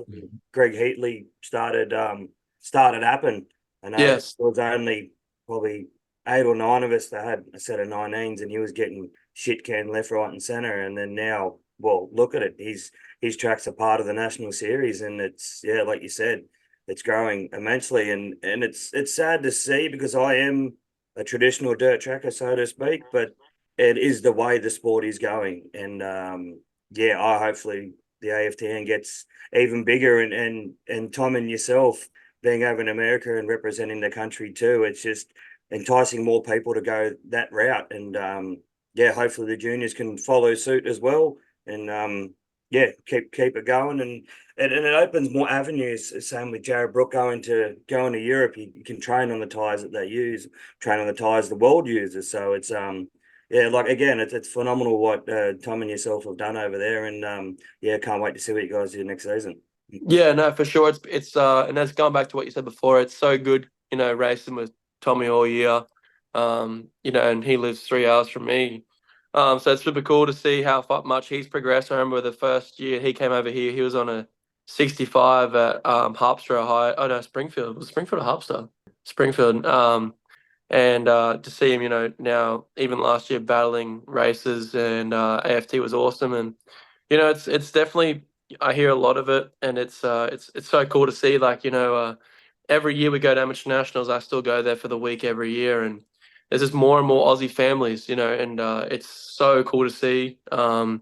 It's I mean, there's to the point, we're getting 5 to 7 families every year now, coming and racing, so it's sweet. But yeah, the AFT is definitely tough, and it's hard to make the jump from amateur nationals to singles in the AFT singles class. Yeah, but I mean, it's definitely cool to see Tommy killing it, and me, I guess, this year out there supporting the field. But yeah, it's good. It's good fun.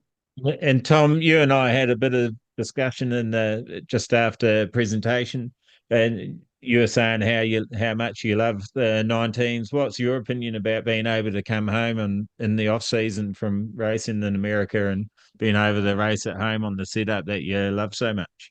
Yeah, it's definitely good. I like being able to ride the 19s because the racing, like exactly what Max said, everything's just better about it. Everything about it's just better, and it's good racing all the time. Like where the trials tires, it's like a lot different. It changes everything. You like practice all year, you pretty much just throw that out the window and got to ride something totally different and just be like no throttle control. You just got to really hang off the thing, and it's sort of when you go back to the 19s, it's all about being smooth, and that's why some people can't swap back and forth. But it's definitely a lot harder. But when you get used to the 19s, and I think as this AFTN keeps growing, it's got to keep getting bigger and bigger, and hopefully one day that all swaps over, and everyone here will be able to practice on the 19s and be able to go overseas and race and not have to fully swap your style and change everything to be able to go over and race overseas. You did right. And I don't think you guys realise it's not just Dave Maddock and people like myself pushing the sport over here, but it's also you guys coming home and racing back here and showing people that they can. Because I'm sure you have all heard it. They don't work on our tracks over here, that sort of bullshit.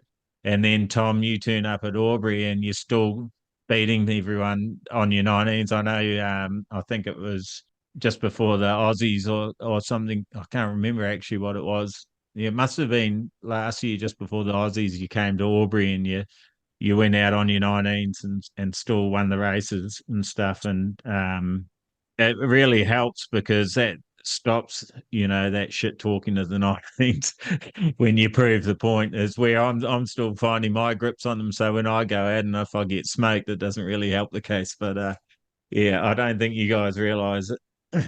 The influence you have, and it's awesome that you're coming home and doing that. And I know you said to me that day, particular day, that it's hard work, but it can be done. And I think they're just more consistent, aren't they? I trust the 19s a lot more. I feel like that the trial tire can go anytime, sort of deal.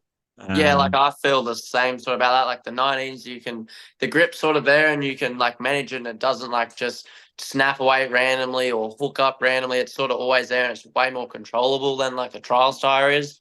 And it's definitely when you're versing trials tires on 19s, a lot more hard work to be able to muscle the thing around and try to run with them because you don't have that grip just to punch it off the corner. But if you can ride the bike and get the drive off the corner you need by setting it up properly, it still works nearly just as good. So it just really comes down to being able to ride it and learn more style. Your style gets better, learn more techniques and stuff, and it really improves like your throttle control, riding, and everything when you're riding with the 19s, where the trials tire sort of don't really get any of that.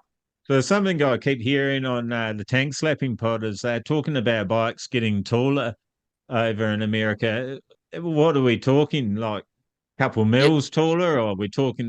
There's So definitely been some people like making their bikes a fair bit taller. Mine really haven't changed that much. I'm still running the exact same setup I first started with, pretty much, with like the height of the bike. But for some of the taller riders, like definitely people have been making that a little bit higher just so they can move around a bit more on the bike, and it's not like so low for them, but it just sort of depends on the height of the rider too. Like for Max, to say his bike's always a little bit taller than mine, and then mine are always fairly low because I'm not very tall.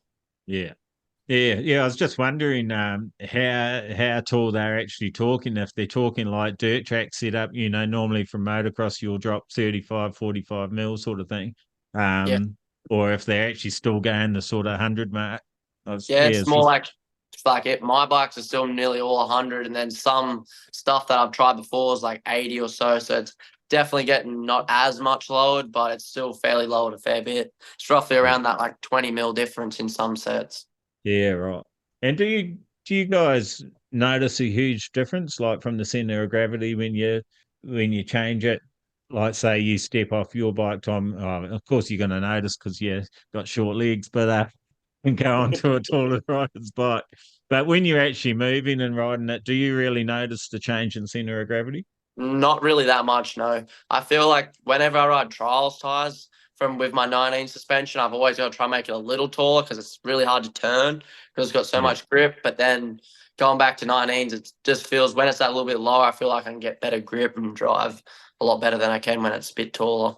So talking about trials tire, Dallas is the odd one out here that hasn't done a lot of riding on them. I heard you got to go on them yesterday. What are your thoughts?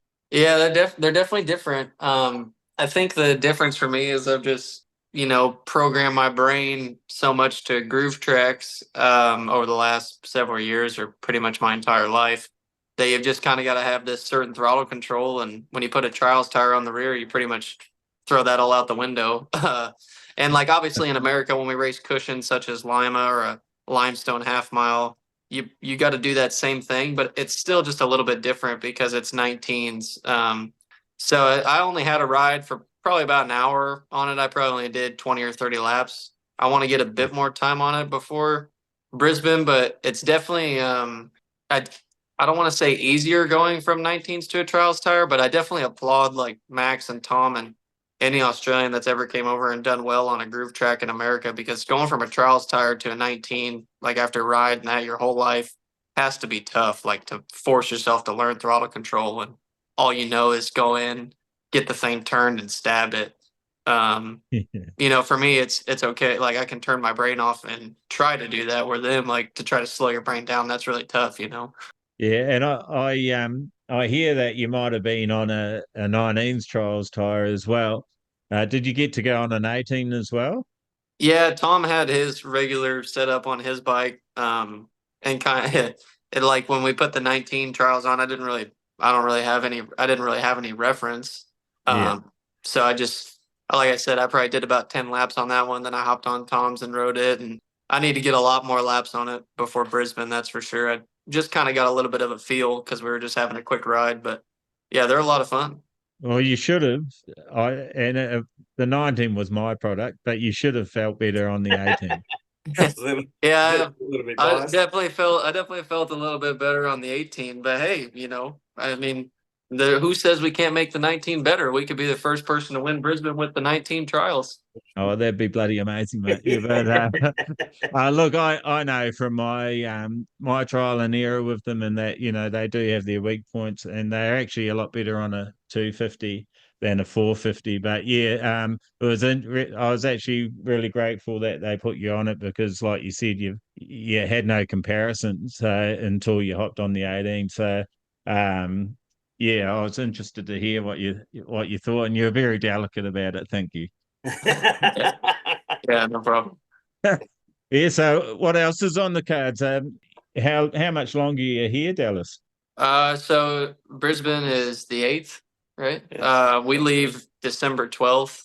Um, Okay. we really had no plans outside of the races, Gunnedah and Brisbane.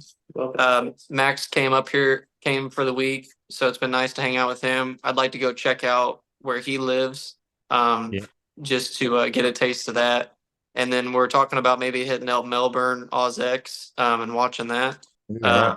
But other than that, we're gonna go ride motocross at a local place tomorrow, and we kind of wanted to come with like an open schedule and just live the lifestyle. Like, I don't really care to sightsee or do any of that stuff. I'd rather just like whatever. Like today, Tom wanted to go fishing, to just go fishing, just see how it is. Like, I'd rather just live the lifestyle and just have a bit of fun, you know. Hey, also too, Yeah. I'll save you guys the effort for going fishing in the middle of where are we going? Tondo. What is it? Tondo. Tondo. There's about a Oh, right. zillion fucking flies and it's 1,000 degrees. Welcome to Central West New South Wales, Max. Oh. I got carried away out there. They do have good meat pies though. Your best. They're not as good as New Erica. Zealand meat pies. You'll have to go to New Zealand next. Oh, here we go. Now the Kiwi starts chirping. Today was my Yeah. actually my first meat pie experience, so maybe I should have saved it for another time. Yeah, no, they're pretty good. They just the meat pies back in New Zealand have got real chunks of meat in them. My dad, every time my dad comes over, and if he has one, he goes, "This is mince. That's not a meat pie." Don't yeah. don't Kiwis like sheep? Yeah, mate. Yeah, we love sheep. Yes, Dallas. The Probably- answer is yes.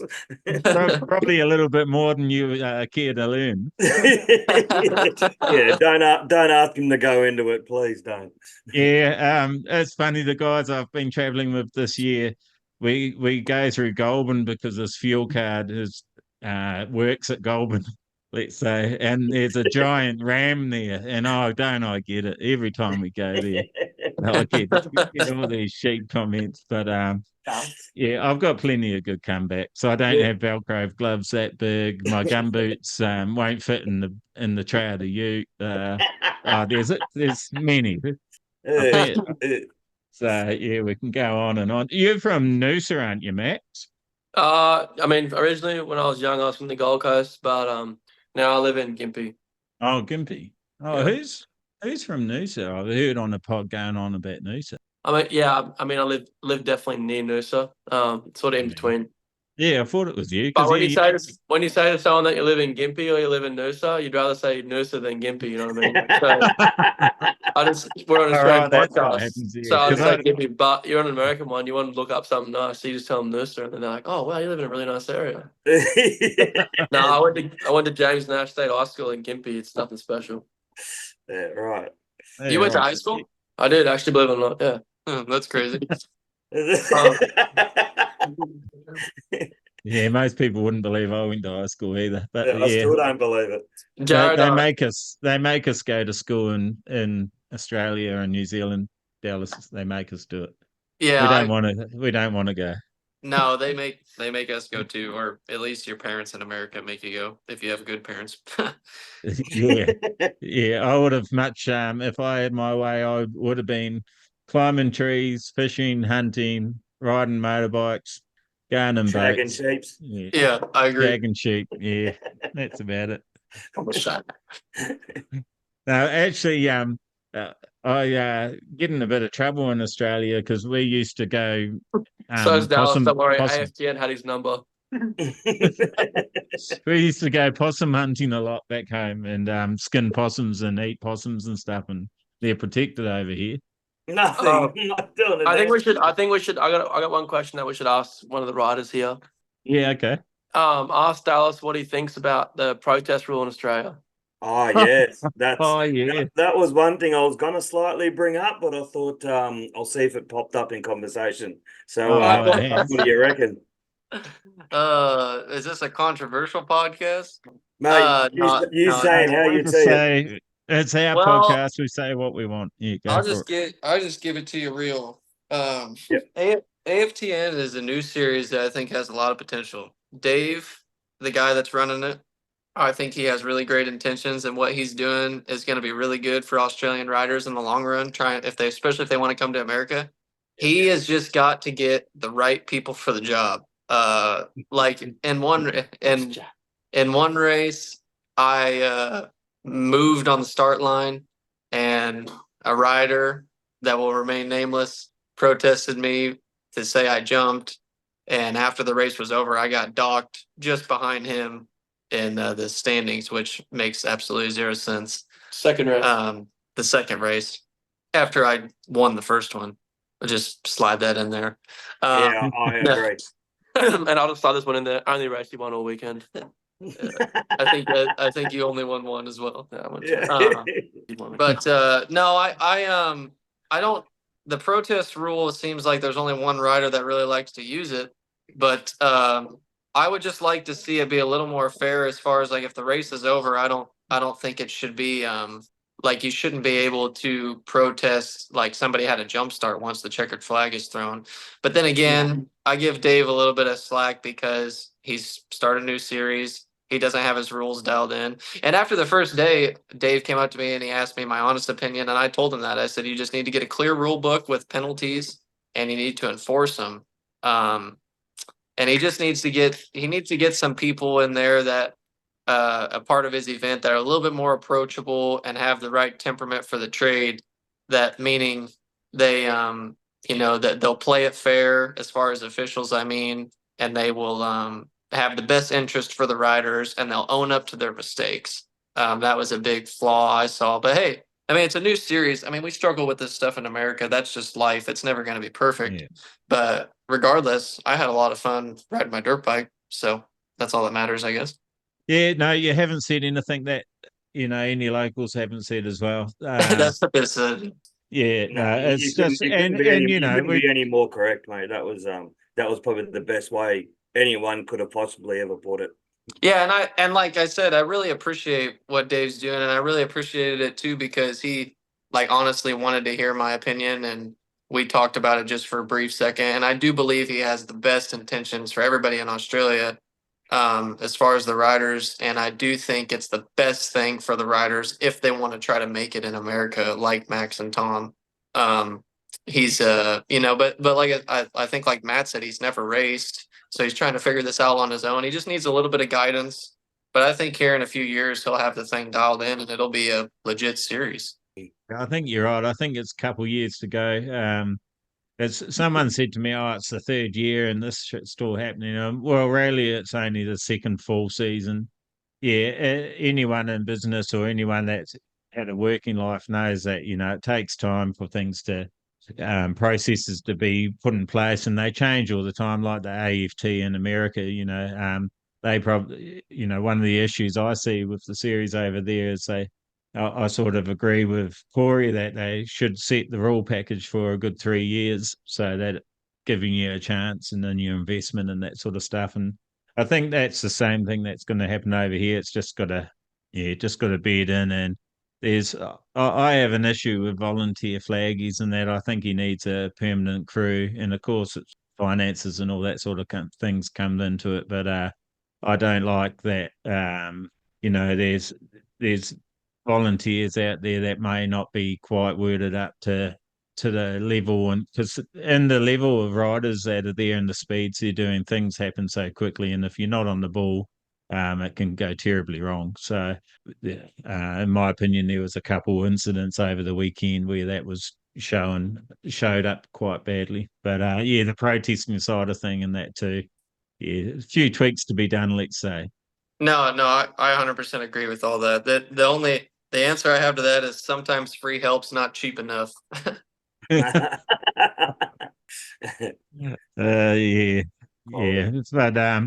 so on the world scale of thing, so America for Australian races, well, definitely for me, I've always looked at America as being like the pinnacle, and now we're seeing ads for our podcast. We're only little, but we've got I think it's 18 countries that tune in now. So seeing the 19-inch tire and flat track pattern being basically the staple around the world now, what do you guys sort of see for the future of the sport? Do you think America's going to stay that pinnacle, or do you think the FIM may sort of start encroaching and it become more of a what's the right word? The global side of it become more of a thing. What do you guys think? This is Max. I think the whole American thing is just it's for a long time. I think it's going to be the premier. We're the only series in the world that has a legit twins series as well. Yeah. Every other, like the AFTN's got a twins thing, but like like over in the World Series they don't have a twins race, a twins championship, and a singles class. And I mean, there's just a lot more people in America just that race flat track. So for me, I think the pinnacle for sure is America. But yeah, I mean, it's sort of, AFT is going to be a lot better in a few years down the track, and the FIM thing seems to be pretty good. But for sure, the American side is just, you make more money over here, over in America, and the competition's way stiffer and stuff. So I think for sure America has it for a long time. What about you, Tom, Drane? Do you agree with that? Yeah, I feel the exact same way. I feel like the American side's a lot stronger because, like, there's a lot of people in the American series, like, making some money. Where over in Europe and stuff with all that other series, they're making like $200 if you win the round. It's not really that much, and it's not like any much better racing. The racing's been around for so long in America now too, and the racing's really good.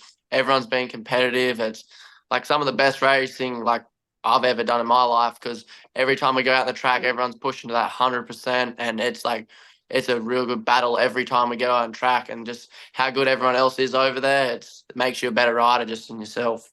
Yeah, right. And the other thing I was going to ask, I just thought of before, is did you guys know about Cody Kopp's decision, or were you surprised? Or Yeah, I was definitely a little surprised. I didn't really think he'd ever do that, but I guess it's his own choice, and that's where he wants to go. But I think hopefully the flat track series, everything over there is starting to. I think it will get better and better as the years keep coming through, and everything will be back in, boy. good. But yeah, so hopefully everything keeps going good there, and like it's good because we can make money and make a living out of what we're doing over there. Where over like most sports of any type of racing at the moment, like the lower stuff, you can't really make any type of money. Where at least in America, we're making a living out of it and able to do what we love. yeah, well, it's a profession for you, isn't it? Rather than basically a hobby, which it still is here, but we're hoping to change that. Do you guys think that could be a possibility over here? I mean, yeah, obviously the dollar comparison, all that sort of thing, you're not going to be making as big as money as in America, but would you like to see that happen? Would you like to be able to come home and race, and maybe like I always use the AFL, so Aussie Rules Football, Dallas, as a comparison. So you have a VFL, which is like a pathway into the AFL. Would you like to see some sort of structure like that, or even a comparison to making like what an AFL player does at home? Do you think it's possible? Would you like to see it? What are your thoughts on that? Oh yeah, I feel like the series over here in Australia is definitely like good, and like the David's good that he's got like the sponsor board like Yamaha. They're definitely giving us like a little bit of money too, helping out. It's definitely like worth your while to go race, and it's good to race. Like the level in Australia at the moment too has definitely come up a lot from last year. Like this year, we had some really good battles that happened with me, Max, Thomas. We're all at the front, like going for every race, and it was the same at Gunnedah. Every race was like a hard fought battle. Yeah, So. and some of the other guys in the let's say six back, they're not that far behind, and they're all pretty new to the setup. So I think it's just going to get more and more intense every time you come home. I'm hoping that you guys are going to make a habit of doing this in your off seasons. Come home, see your family, and do a bit of racing at the same time. Yeah, it's definitely good to come home and keep racing and just keep getting to race some really good guys. Like definitely, yeah, what I was saying before, the levels increased like so much back here. Like we had a heap of guys every like round we've been to. There's been strong guys at the front. We've really had to like ride hard to be able to even stay up the front, and it's definitely making the sport like look a lot better too. And hopefully, it keeps growing that way. I want to throw a shout out too to the 250 kids and the 85 kids. Man, they had some of the best racing all weekend in those two classes. And those kids are going fast, and it's good to see. It's a huge advantage for them. Tom and myself didn't have that opportunity to race on the 17s when on 85, and then the 19s the 250 in Australia. So huge advantage for them, trying to get their foot in the door to go to America or whatever they want to do.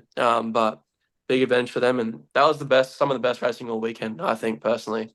Yeah, well, before you guys jumped on, we were doing some time comparisons. Did you write them down, Tom Northey, in front of you, or can you remember them? Because they were out in one ear and out the other with me. But yeah, they're pretty quick, those kids. Their times aren't that far off the senior classes, to be honest. And yeah, they're impressive, and they're just getting faster and faster. So I think in the next couple of years, when because quite a few of them do, those families coming over to America, I think you're gonna see more. And actually, I've heard it on a few podcasts, Off the Groove and Tang Slapping, and even Sammy Halbert's new one and Kobe Carlisle's new ones about the Aussies sort of coming at AM Nationals and yeah, dominating, let's say. So, Going back to the times, Sam Drane had a faster time than me last year at Gunnedah on the short track or the half mile or whatever, and this year I had him. So I heard about it for a whole year. So this year he's gonna hold it for a whole year. Right now, I'm just gonna give it to him. yeah, his times would have got in top 10 of A group in the 450. Yeah, he didn't get me this year, though. So that's all I care about. Yeah, mate, you'll never hear that's fair enough. So there was an outlaw race in America that Sam did pretty well in, wasn't there, Tom? Oh yeah, he smoked Tom. Yeah, yeah, straight away. He kept that pretty quiet, didn't he? Outlaw race, I think it was Alito. And Sam actually won the race by like nearly a length of the straight, and I ended up third. And he was versing some like pretty good singles riders in that class too. I wasn't there. Oh so. yeah, No, Max wasn't there. when I saw that, I was thinking, oh yeah, that'd be an interesting dinner table conversation. Yeah, every time if I try to tell him something, he always brings up who won the Lido half mile. And just never hear the end of it. Wow. I bet he does. Little brothers are pricks, aren't they? Yeah, you gotta love little brothers. The chosen one. Yeah, I am the little brother. I still am. I still got my big brother. Yeah. Yeah, we give it to each other every chance we can. Yeah.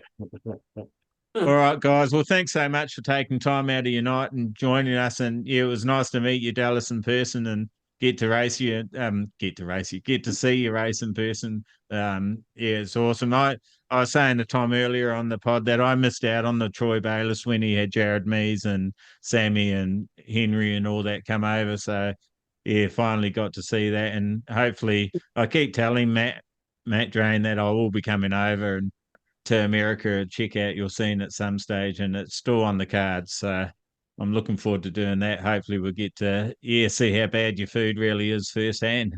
Yeah, no, I appreciate it. It was nice to meet you guys and do the racing, and I'm looking forward to the rest of the trip. And yeah, you have to come over to America and just see how different it is in the racing and enjoy some very moderate food to what you're going to be used to. All these podcasts and that I check out, a lot of them are American, and they all seem to be eating really healthily, and they talk about eating really healthily. So yeah, you've got my brain going. I'm interested to see what the difference in your healthy food is. Yeah, the healthy food isn't, not to keep this podcast going, but the healthy food isn't like a whole lot different. It's just your stuff that I guess you would just regularly go buy from the store. It may just be not as fresh or not as, like Tom always says, the milk will last like a lot longer in America than it will here. All right. Oh, yeah, but yeah. So I don't know. I mean, Bread's terrible. If you want me to give you a list of stuff to stay away from, I'll do that. But just stay away from fast food and bread. Like some of the bread lasts like 3 weeks. Unless you get fresh. Same with the milk. You can have it in the fridge for like 3 weeks and it's still good. Wow. Joking. Yeah, right. So it's basically what McDonald's buns are made out of. Yeah, pretty much. Yeah, right. So it's worse. You can find fresh bread and you can find fresh milk. It's just You gotta look for it. it's in You got to be a detective. it's in different places. Hey, It doesn't and matter you because guys, Max doesn't eat healthy anyway. He's a grub. Yeah, true.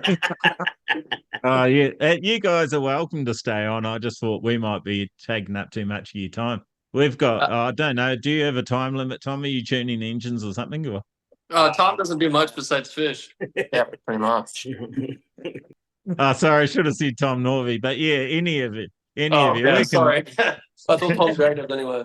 yeah, we can talk all night, dude. Yeah, well, I can. I definitely can. And I'm knackered and I'm still got a bit of go in me.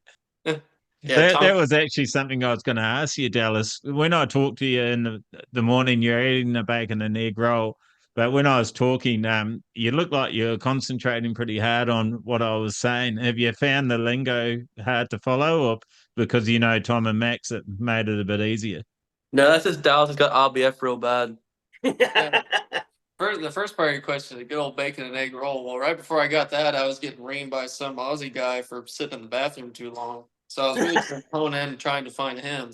No, but no, the lingo is fine until Matt has a few great northern beers. I can't understand him. I can understand Tom just fine. But what's hard for me is when you guys talk to each other, it sounds foreign. I'm like, I don't even say it like that. I'm not sure what's going on. And then they'll like look at like right, and I'm like, I don't know. I don't know what you just said. If you think that's bad, Dallas, you wait till we get in the Bundaberg run. We start speaking a different language. You have no idea what's going on. Well, I thought it was like, I was like, I got this figured out. Like I deal with Matt and Tom and Sam and Max and all them. And then I came over here and met some like country Australian guys, and they're like, and I'm like, what? What's that? And they're like, how you going? I'm like, oh, yeah, good, I guess. And so it is pretty funny. Oh, that's gold. Yeah, well, it was challenging for me too, being a Kiwi. There's a few Aussies that don't understand what I'm talking about, which is weird. But most of the Aussie stuff, I understand it. That's how I don't understand why they can't understand me. But Tom Northy's pretty good translator for me, ain't you, Tom? You help me out. Especially your pronunciation on some people's last names or first names. Yeah, at first I definitely needed a translator, but I'm gonna probably have an accent myself by the time I go back to America.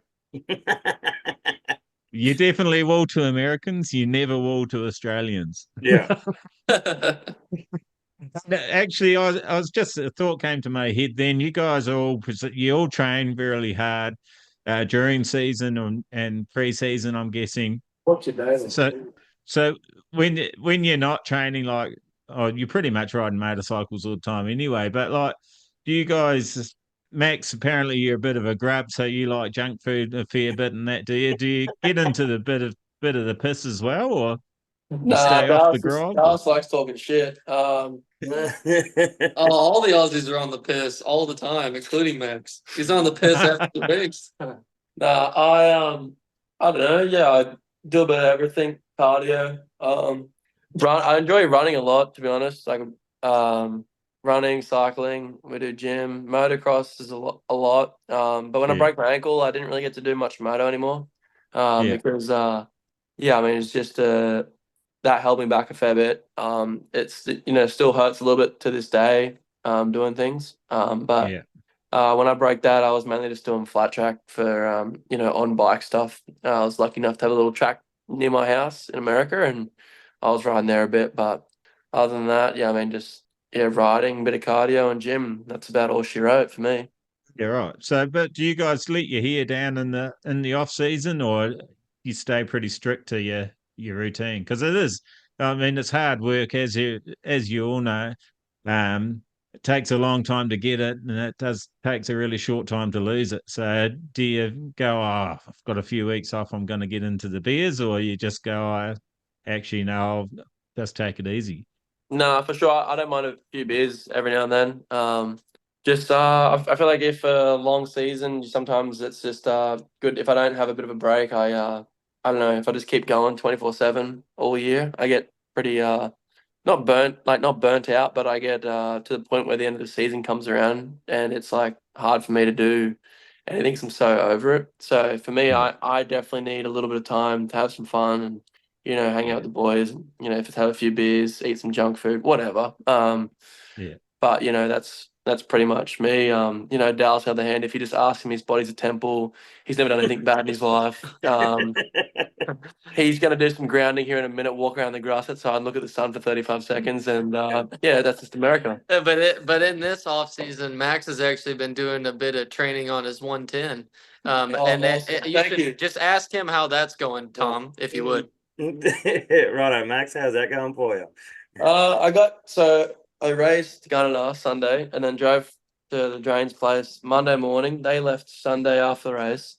And I got here about lunchtime, say, and within 25 minutes of me being here, they've got 4 110s, and I get an absolute tuning of Tom about which 110 I have to ride because you know one's got more money spent on it than a Rebel KTM 450.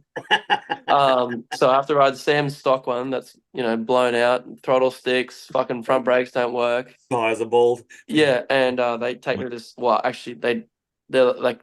I didn't even get a tour. I just started riding around this thing, and me and Nick's dad Dallas were riding the 110s on Tom's motocross track, and just thought my best interest to go for this jump that wasn't feasible for me or the 110. And I'm 6'5", riding a 110 with standard bars, which is obviously a pretty nice sight, and may or may not have landed on the rear wheel and cartwheeled this thing first day, bent the shift shaft, got bark off my ass, my legs, my arms. Yeah, it's pretty cool. To then have to ride turn track the next day, and it's just sweet because I got no skin on my hands and stuff. It's pretty cool. Well, if you're gonna do it, you might as well do it properly. I mean, yeah, for sure. I remember I rode back to the place because Tom's got a Surron that the front tire was flat, and I was like, hey, I just crashed the 110 pretty good, and now it won't shift. And actually the best part about it, I air wheelied this jump, landed on the rear wheel, flipped it. And Tom had this Ronnie Mack helmet in the garage that I threw on before I went out and rode. So I had the full Ronnie Mack helmet on and everything. And I come in and I was like, hey, I've just cartwheeled the 110. And they're like, no, you haven't. And I'm like, yeah, look at it. And they're like, oh, fuck. No GoPro footage or anything. I'm so glad no one's seen it because I'm already getting tuned about it now and no one's seen it. Oh, that's great. Yeah, that sounds like a good time. Yeah, no, it was pretty fun actually. Yeah. But it's all right because we taught Dallas how to play NRL in the backyard just before with 3 12-year-old kids, and they just fucking rolled him like you wouldn't believe. We're on the same team. Yeah, but come on, man. He ran past the trial with the ball in his hand and ran into the dead ball zone, and he goes, "Woo, touchdown!" I said, "No, that's how it works." No. Yeah, you got to dive on the ground and slide. Yeah, well, I'm not a local Aussie, so I just kept running. I was like Forrest Gump. I just ran until they told me to stop. Oh, I can't wait. Go, Forrest, go. I just ran and I yelled goal, and they're all like, "You can't do that." I'm like, "Dude, listen, I don't know what I'm doing. Give me a ball. I'm just gonna run." So when the shoe's on the other foot, Dallas, are they any good at what is it over the NFL? Yeah, gridiron. We've never actually played football, but throw a ball. Max is not really. He thinks if you ask Max, he's good at everything there ever is to do of anything in the world. He's just the jack of all trades and master of absolutely nothing. So if you ask him, he's great, but honestly, we never an honest answer. I don't know if we've ever picked up a ball like the 3 of us in America. Me and Max have thrown around a ball a little bit, but like I said, I'm not very handy with stick and ball sports, so I don't even know if I've watched a full NFL game in my life. To be honest. Yeah, fair enough. Well, yeah, I mean, at least Dallas was honest. He can't do stick and ball sports. That's an understatement. He's about as useful as 10 men not show up to work to do anything other than ride a motorcycle. Hey, Max is just sour that I showed up at his house and beat him my first time out on the track. He's still just his little butt's hurting. Where's my house? Yeah, at Gunnedah. I showed up to your home track and beat you straight out of the gate. Yeah. Well, I'd be careful, Dallas. You're going to Brisbane Cup. I was going to say, you're going to the Lions Den there. Yeah, it'll be. It might open your eyes up a little bit, considering the. I'm going with plenty of cash to protest everybody. Yeah, make sure you got those forms printed out, laminate them, everything. Yeah, the best thing is $100 to protest, only 65 American. I can spend a few of those. That's right. Yeah, that's it. You get a discount. And Tom Drane, you're sitting pretty quiet there. You don't want to get involved in this sport Yeah, thing. What yeah, I what was sort of sitting. all sports do you like? I'm not really good at any either. Not the best, but I definitely got a couple of tries this afternoon. Wasn't too bad. Ran through Max and passed a few times. So You call them bullshit, are you, Matt? yeah, I'm got more tries than Max and Dallas. So I don't really know what a try is. So I don't take. I'm not sure. Yeah, I'll give you a chance. Try harder next time. I'm not sure. I'm not sure. You didn't try hard enough. Yeah, I don't believe in tries. You're overdoing it or you're not. I get hassled about being bald all the time, Max. So I thought I might throw you under the bus. What's going on with the mow, mate? I thought you had that mow from Movember last year, but you never shaved it off. No, I just keep it going. Just consistency. Just got to keep it rolling. Did we you should make it. originally grow it for Movember? I'm never shaving this thing off. It's whipping for life. I shaved it off one time, I don't know, last year or this year, and I was like, God, no, I can't do it. Are you talking about your mustache? Yeah, I guess. No, Max went to shave his mustache off at my parents' house, and he gets halfway through, and the electric razor dies. Yeah, it pays to charge him first. Yeah, it does. And what about your dad, Nick Dallas? Is he having a good time? Yeah, he actually today he had to drive up to an engine builder to do some stuff with Sam's bike, but I think he's having more fun than I am, honestly. He's just enjoying the life and doing a bit of he really just enjoys working on bikes and working around, so it's been good for him just to come be a part of it. And I mean, honestly, it's like we're pretty much living like we do at home. It's just over here. So he's, like I said, I think he's having more fun than I am, to be honest. We seen him in a Hyundai XL last night after riding all day and riding all afternoon. And I even seen the fence run for its life at one point. Oh, brilliant! Yeah, a bit more bike talk, Dallas. Whose bike is that you're riding? Is that one of Tom's or? No, actually, Yamaha Australia was nice enough to supply me with a brand new 2025 Yamaha 450 that we picked up on our way home from the airport. And then the pieces I have on it, the suspension's mine, and the wheels are mine. Well, I guess not the ones I'll run at Brisbane, but the 19s I ran were mine. And I brought some miscellaneous stuff over, like a front brake, some gearing, clutch lever, but then a little bit of Tom's plastic and his exhaust, and we kind of threw a dirt track bike together. But yeah, if it wasn't for Yamaha Australia, we would have kind of been in a pinch to figure something out. Awesome. Oh, that's a good shout out for them. Yeah, shout them out on this one. And good on Yamaha for getting behind the whole AFTN series anyway. And it's good to see that some of the big brands are jumping on board. Industry is a bit funny over here, I reckon. But anyway, it's good to see them jump on board. And I remember seeing, I think it was on AFTN, you might have said it was strange using the front brake. Did you actually use it on the oval? Oh yeah. No, the front. I love the front brake. I grew up kind of doing motocross and road racing and supermoto. I mean, if they would let me use a front brake at Springfield Mile, I would use it. Some people in America think a front brake is dangerous, or could be dangerous, but that doesn't make any sense because it's just helping you stop the motorcycle. You just have to be smart enough to use it. But it was definitely different for me, just because my whole life on an oval, all I've known is you don't get a front brake. So it's just, you could go into the corners so much deeper. And it was, honestly, I think it is a little bit safer too, just because if you get in a little hot or you're getting ready to run into somebody, you kind of have that extra tool. It's just like putting more tools in your toolbox, And I mean, honestly, because you can control brake with it using both brakes, so it slows you up a lot quicker. Yeah, exactly. Yeah. And I mean, Gunnedah straightaways are really long and the corners are pretty tight. I mean, I don't know if I'd want to ride without a front brake there, like it would be hard to get it stopped. Yeah, it definitely would at the speed you guys are going. We've seen a few. Well, actually, when you talk to Tom Herrick, if you go fishing again tomorrow, ask him what happens when your brakes fade down at turn 1 of the TT track there. Well, I will not be going fishing anymore while I'm here, but I'll ask Tom that next time I see him. Yeah. But anything else that you'd think about changing in the AFTN? Like obviously the format you like, Dallas. Did Max and Tom, do you like that format as well, or do you prefer the one in America where you heat, last chance, and main? I don't mind the format because you definitely get a lot of riding. The only thing that I feel we should change is like we do a whole 5 minutes qualifying and then we do this big super pole thing and then you only get to pick inside or outside. Sort of if the middle's better, like I'd rather like I tried arguing the point and trying to start in the middle, but they wouldn't let me. But I wanted to be able to like after like putting all the effort into qualify and win super pole, I want to be able to pick where I want to go. I don't want to have to go pick inside or outside because the middle could be better.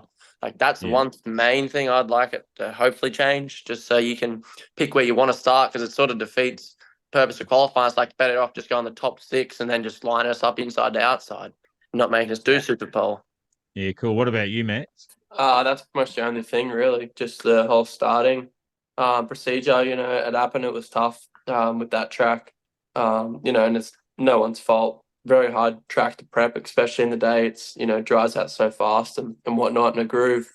It's just hard, you know, when you start from outside in or inside out, sometimes, you know, you could throw a good lap in and be second or third, and find yourself on like the worst starting spot in the front row, which to me is like tough. I feel like it's unfair because, you know, it's like sometimes we're not running short for time at all. Like, might as well just wait, get everyone set up on the line where they want to actually go, and makes it fairer because, you know, you earn that spot to have the second best gate. In my opinion, you know, you got the second best lap, you get the second best gate. So progressive starts you're talking about basically. No. Like if in qualifying, like if you, let's say, get second to a pole, pick anywhere, like after the leader picks where he wants to go, you can pick anywhere else in the front row, you know, not second from the outside or, you know, second from the outside. Yeah.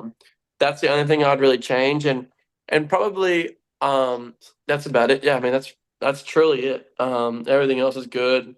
It runs smooth, you know, especially Gunnedah, the races go fast because obviously no track prep, which makes it easy.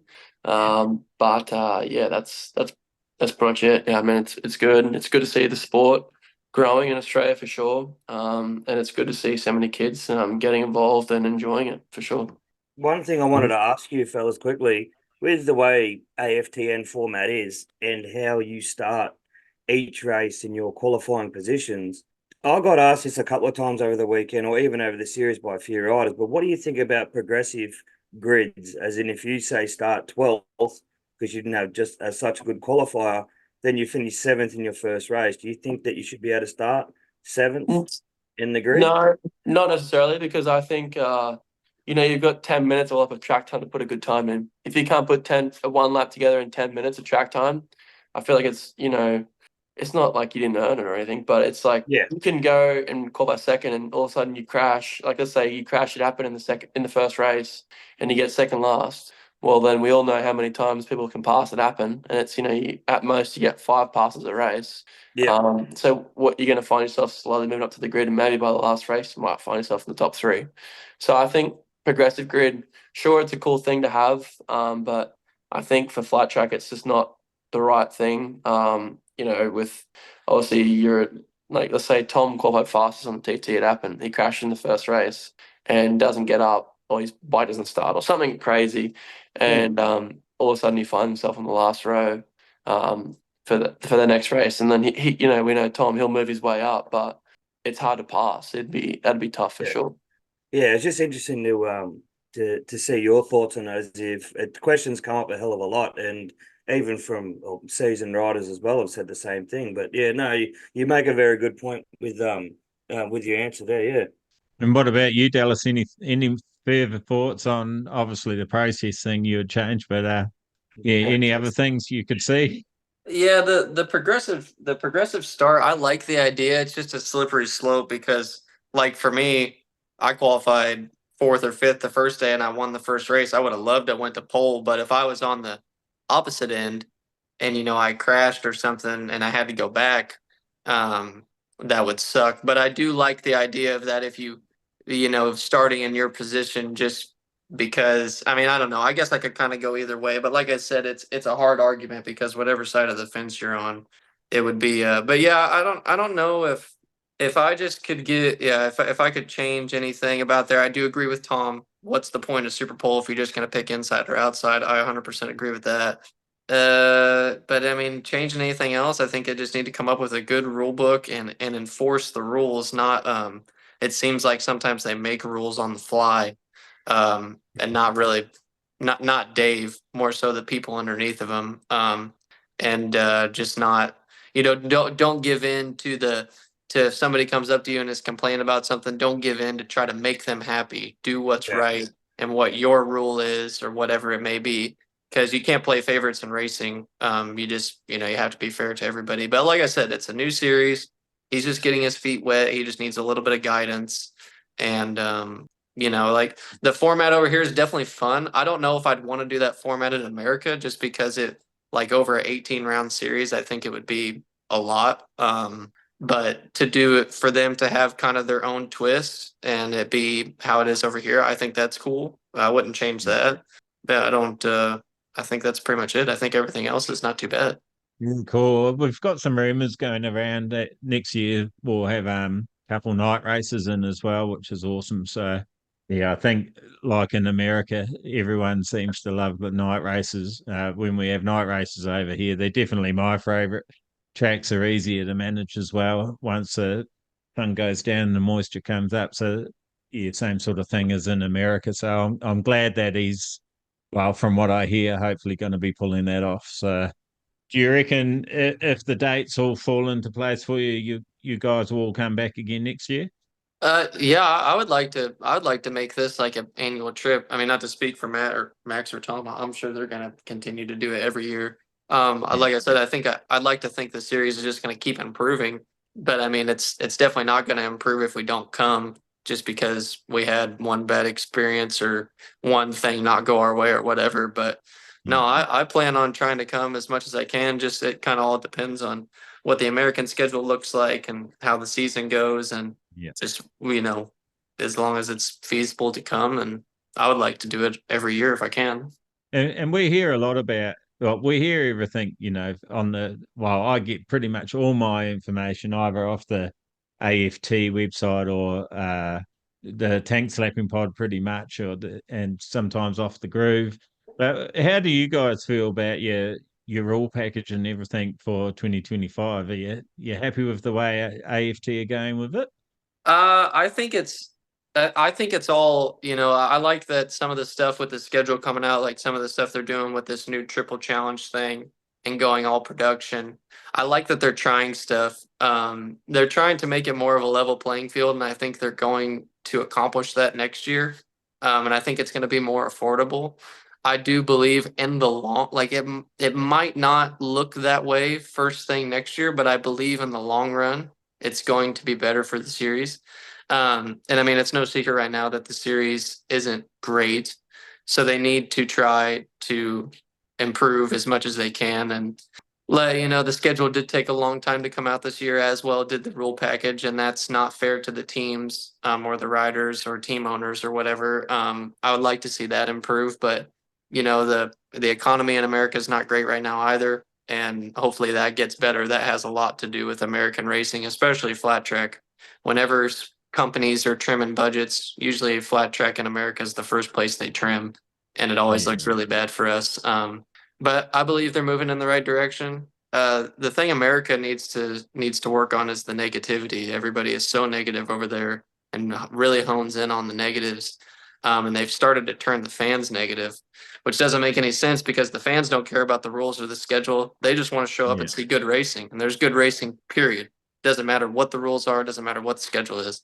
So as soon as we get that train turned back and get the positive vibe back on and get the fans back involved, I think we'll be much better off. Yeah, that's a good point actually, and it's funny, isn't it, how quickly negativity spreads and how hard it is to get positive vibes spreading. Yeah, same thing happens over here. That's why I, as I was saying to Tom earlier, I'm a bit of a pussy and I try to stay as neutral as I can because, yeah, I don't like spreading negativity and yeah, there was a funny vibe going around at AFTN in the weekend, and I could see it sort of could go either way. So Yeah, keep it positive, guys. And Tom and Max, I'm interested, like, in your opinions with over in America. You guys saying how you can earn money and that, and Dallas mentioned, it's not in the best place. It's still obviously in the best place when compared to globally for earning racing in our sport. What do you guys think about that? Do you sort of find it pretty crazy when you hear them say it's not quite as good as it could be? Yes, definitely. Like when you hear all the stuff people saying that it's not in like the best spot, it's still a lot better than what we've ever had over here or anywhere else. So it's still like a good thing for us. But I'd like to see it try to go back to where it used to be. It'd be cool if it could do that. Yeah, and what about you, Max? What do you reckon? Yeah, I mean it's definitely surreal. Sometimes you got to think about it, where you came from and stuff, and to realize, that you dream about this stuff, and you actually are racing a motorcycle for a living as a job, and doing all the fun shit, getting to see America, and it's awesome. But yeah, as Tom said, it's good to think that the sport could even improve in more ways. But all in all, I'm just really happy that I can go race a motorcycle for 9 months of the year in America, travel around, got a dog over there, hang out with cool people, meet awesome people, travel around, see awesome sights and stuff. But yeah, I mean, definitely more rides and more money is never a bad thing for anything. Yeah, cool. And Dallas, I just thought of another one that I've been trying to figure out for quite a few years, actually. Do you know where the 19-inch tire setup came from? No, you'd have to date back to heck. I think they started really racing on 19s all the time in the 70s or 80s. I know that they used to run like Pirellis on the front and stuff, and I don't know what size tires or what size wheels there. It's too bad my dad's not sitting here. He would definitely know the answer to that question. Yeah, because I'm really curious. I've seen a bit of the history of board racing and that sort of stuff, but they don't ever go into, those sort of specific details about rim widths and sizes and all that. And I was just wondering where it formed, where it came from. Yeah, I don't. I'm not exactly sure. I know that, like you said, they used to race on wooden board tracks, which is insane. And then they Yeah, went to the crazy. beach, and then slowly made their way to horse race tracks and stuff. And then it used to be when you won the Springfield Mile, you were Grand National Champion just for winning that one race. And then it Yeah, slowly right. formed into a series. And heck, it's been the same for shoot. I mean, since the well, you used to have to race road racing too, as well in America to be overall champion. And I think Yeah. it was the early '80s, mid '80s when they stopped doing that, and went to just dirt track. But yeah, no, I could find that question out and I could let you know. I just would have to do a little bit of research. Yeah, or if you can, just send us a message. That'd be great. Yeah, no problem. Okay, so one last question for all three of you. I just thought of it on the fly because that's what we do here. We don't plan anything. If if you can't race motorcycles, but you were going to be an extreme sport athlete, what sport would it be? I already know Tom Drane's answer. Deep sea fishing. Yeah, I'd be fishing for sure. Yeah, it'd have to be extreme bass competition or Yeah, something. Rex Hunt. And you can't race motorcycles? You can't race motorcycles. No, no. It can still have wheels. It just can't be a motorcycle. Oh, then I would go car racing for sure. Sprint cars. Yeah, Yeah, sprint cars and then try to work my way to NASCAR. Yeah, nice. Yeah. What about you, Max? You can do anything. You're good at everything, remember? I don't know why, but I see you in a downhill luge. He wants to Good join the podcast. Jamaican bobsled team.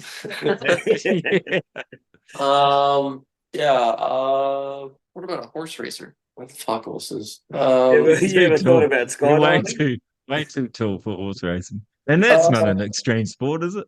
It could be. I'd say I can't believe how much you're having to think about this. I thought it would have, well, free. Oh Probably- no, because that's a motorcycle too, freestyling 110s. I totally agree with Max's answer. Fuck horse racing. yeah. I'd say it would be that like rallycross where they do like half dirt, half road. Oh, that's Yeah. good. Yeah. Yeah. I'd probably say that. I mean, yeah, that'd probably be my pick because still a little bit dirt, and looks super fun. Who would be the guy that sits in the car with you? Huh? Like, you know how they have a guy that sits in the passenger seat that reads the directions? Navigator. Yeah, well, who? That's rally. It's not rallycross. Yeah, not rallycross. Rallycross, it's just the one bloke. It's just like motocross or But if I was to Uh, go rally, but and in I'd pick the cars. driver. Yeah. No, you got to pick the guy that like. Oh, reads there's the this directions. the spotter. I'd probably pick. Wouldn't be Dallas because we'll start arguing mid race. I'm about to say it'd have to be Dallas because he'd tell you what you were doing wrong. Yeah, but then I'd tell him what he's doing wrong, so that's the problem. No, I'm not doing anything wrong. So I'm just saying. I don't know. Yeah, who would I have? I'd probably put Nick Daniels in the car with me. Yeah. Because do you think Dallas is brutally honest? Yeah, go hang out with Nick for 10 minutes. Yeah, right. Oh, I can't wait for Brisbane now. This is going to be quality. All right, guys. Yeah. We'll have an awesome evening. Thanks for coming on. Thanks so Yeah, much. thank you and so yeah, much. enjoy the rest of your stay in Oz, Dallas, and Nick. And yeah, thanks to Matt for. I think did you guys actually want to come on, or did he tell you you're coming on? Oh, Matt told us we had to, but we didn't realize it was going to be this much fun. No, no, Matt. We actually walked in and Matt said, "Hey, you're organized to be on the podcast in about 2 minutes, so get ready." Typical Matt fashion. It was good. I believe it deserves a management fee, and I'm not paying it, so you guys are going to have to. And Darcy doesn't pay me, so I ain't paying it. We're going to pay him in Great Northern. I'll get him another one right now. Sweet ass. Give him some Sweet rum. ass. Be better off. All right, guys. Well, enjoy your Christmases with your family, Aussie boys, and Dallas as well. And enjoy your time back at home. Have an awesome season, all three of you. And when you're back stateside, and yeah, we'll be watching from over here. And looking forward to your return whenever you can get back to race us over here. Yeah, thanks, mate. Means a lot. Thank you. Thank you very much. Appreciate it. No worries. Catches. Have a good one. Cheers. Yeah. Yes. Yeah. Okay. You have to press. You have to press. You stop. hang up. No, you hang up. No, you hang up. We'll hang up. See you. Yeah. They still haven't hung up, Tom. Yeah, they don't want to get off the pod. Oh, how Oh, good that was a that ripper. was freaking unreal. Yeah, so really great to having them on, and yeah, thanks heaps to Matt Drane because he teed it all up, which was fantastic, and good to hear that they're getting out in the countryside, whether Dallas likes fishing or not. It's nice being outdoors and experiencing Australia without being attacked by grizzly bears or eaten by alligators. I imagine so. Yeah, right, guys. So that's a wrap up for this one, I reckon. And awesome season. Thanks to everyone throughout the whole season at every round that has helped out the Klavr flat track pod and race team, or just come up and talk to us in general. Thanks really much. We appreciate your time and thoughts. And I do want to do another quick shout out to Trimbath family again, the Dranes, the Carters, all for offering help along the way. Also, everyone that's bought merch in the last day, I've sold a fair bit of merch. So, really, thanks to that. I don't know if it was because of the post I've been doing on Instagram or they just felt sorry because we were driving in 4 gears for 14 hours. I'm not sure what a fourth gear in 14 hours. I'm not sure what the motivation was, but thank you very much because that will help our program next year, which I will announce at some stage. Most likely after when I figured it all out. But yeah, it will be slightly different than this year. Hopefully have a little bit more professionalism. Gonna get a new pitch shade finally. So got enough. We'll raffle off those Kelpie ones, or they're pretty grubby. They're probably not worth raffling off, but maybe someone that shows appreciation or something might get them. I don't know what we'll do with them yet. They're still perfectly working order, but they have the wrong brand name on them. So, yeah, if it interests you, make me an offer and we'll get into you. I can't think of much else, Tom. Obviously, condolences to all the families for fallen riders this year. It's been a shocker in America and Australia, actually. So, thoughts out with them. We're never going to forget those riders. We'll bring that up every year so everyone doesn't. And all the injured riders throughout the season, speedy recovery. hope you all heal up and can come back next year in whichever form, being and making a new team as a racer, as a pit support mechanic, whatever you can do. We hope you stay in our industry and help grow it in Australia. And yeah, I hope everyone's has had as much fun as us. We appreciate comments and thoughts that gets in our way. So yeah, keep them on coming. Not sure what our movements on the pods are going to be for the next couple of months in this downtime. I'll do a North Brizzy Cup recap. Yeah, Definitely do so that. And then, we might, we'll be getting pretty close to Christmas. We might do a Christmas catch up. And I've got a few people that I want to get on actually. So we'll probably do a few interview ones and yeah, turn them into a bit of an event. I hate to say it, but I've sort of given up on the live one a little bit at the moment. I want to do another one. I just got so frustrated last time. I don't think I can afford a new laptop at the minute. no, we'll work it out. We'll tee everything up a little more than 3 days notice, and Yeah. we'll link a few more. Well, it wasn't even that. It was just our test. And I can't afford a laptop, not because my laptop can't do the job. My laptop's perfect. It's that I'm going to crack the shits and throw it through the window. Well, yeah. Well, if Darcy can hold his temper, we'll be doing another live one. So we'll see what happens. Yeah, because I did a test and it was working, and then went to do it and it wouldn't bloody do it. And yeah, Did you the work same out thing. the problem though? Yeah, so I did another test and it didn't. When I went to play it back, it had no volume, so I just bloody deleted the thing and just said, right, that's it. I've had a gutful. We'll So work it out. the important things for me at the moment is doing my best to get some support and sponsorship for next year. Hopefully having a dinner on the weekend with some lovely people to chat about getting some flat track happening in Victoria. So as I keep saying on every second pod or so, that flat track racing will be coming to Victoria too. So just be patient with us, and we're learning as the AFTN are learning as well, and watching it pretty closely and listening to feedback. So yeah, any thoughts and stuff when you do see me at the track, feel free to come and have a chat and say, oh, I think this would be a good idea or whatever, because we really want to see more racing going on the 19s. But I think that's about it, big fella. Yeah, I've been summoned. So yeah, perfect timing.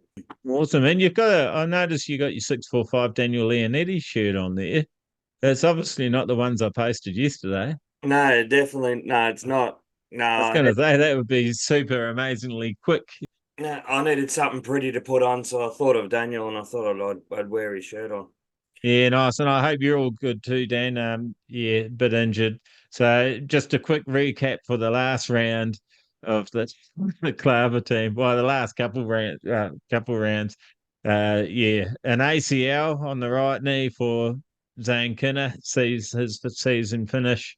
Dan Leonetti came off on round 5 on the oval, pretty battered and bruised, but he saw the round 6 out and scored his points. And unfortunately for Brendan Macau, the only rounds he could make this season, and he ended up in hospital after a start incident where somebody's caliper bolt fell out, locked up their front wheel. So maybe there is something for no front brakes to be said for no front brakes.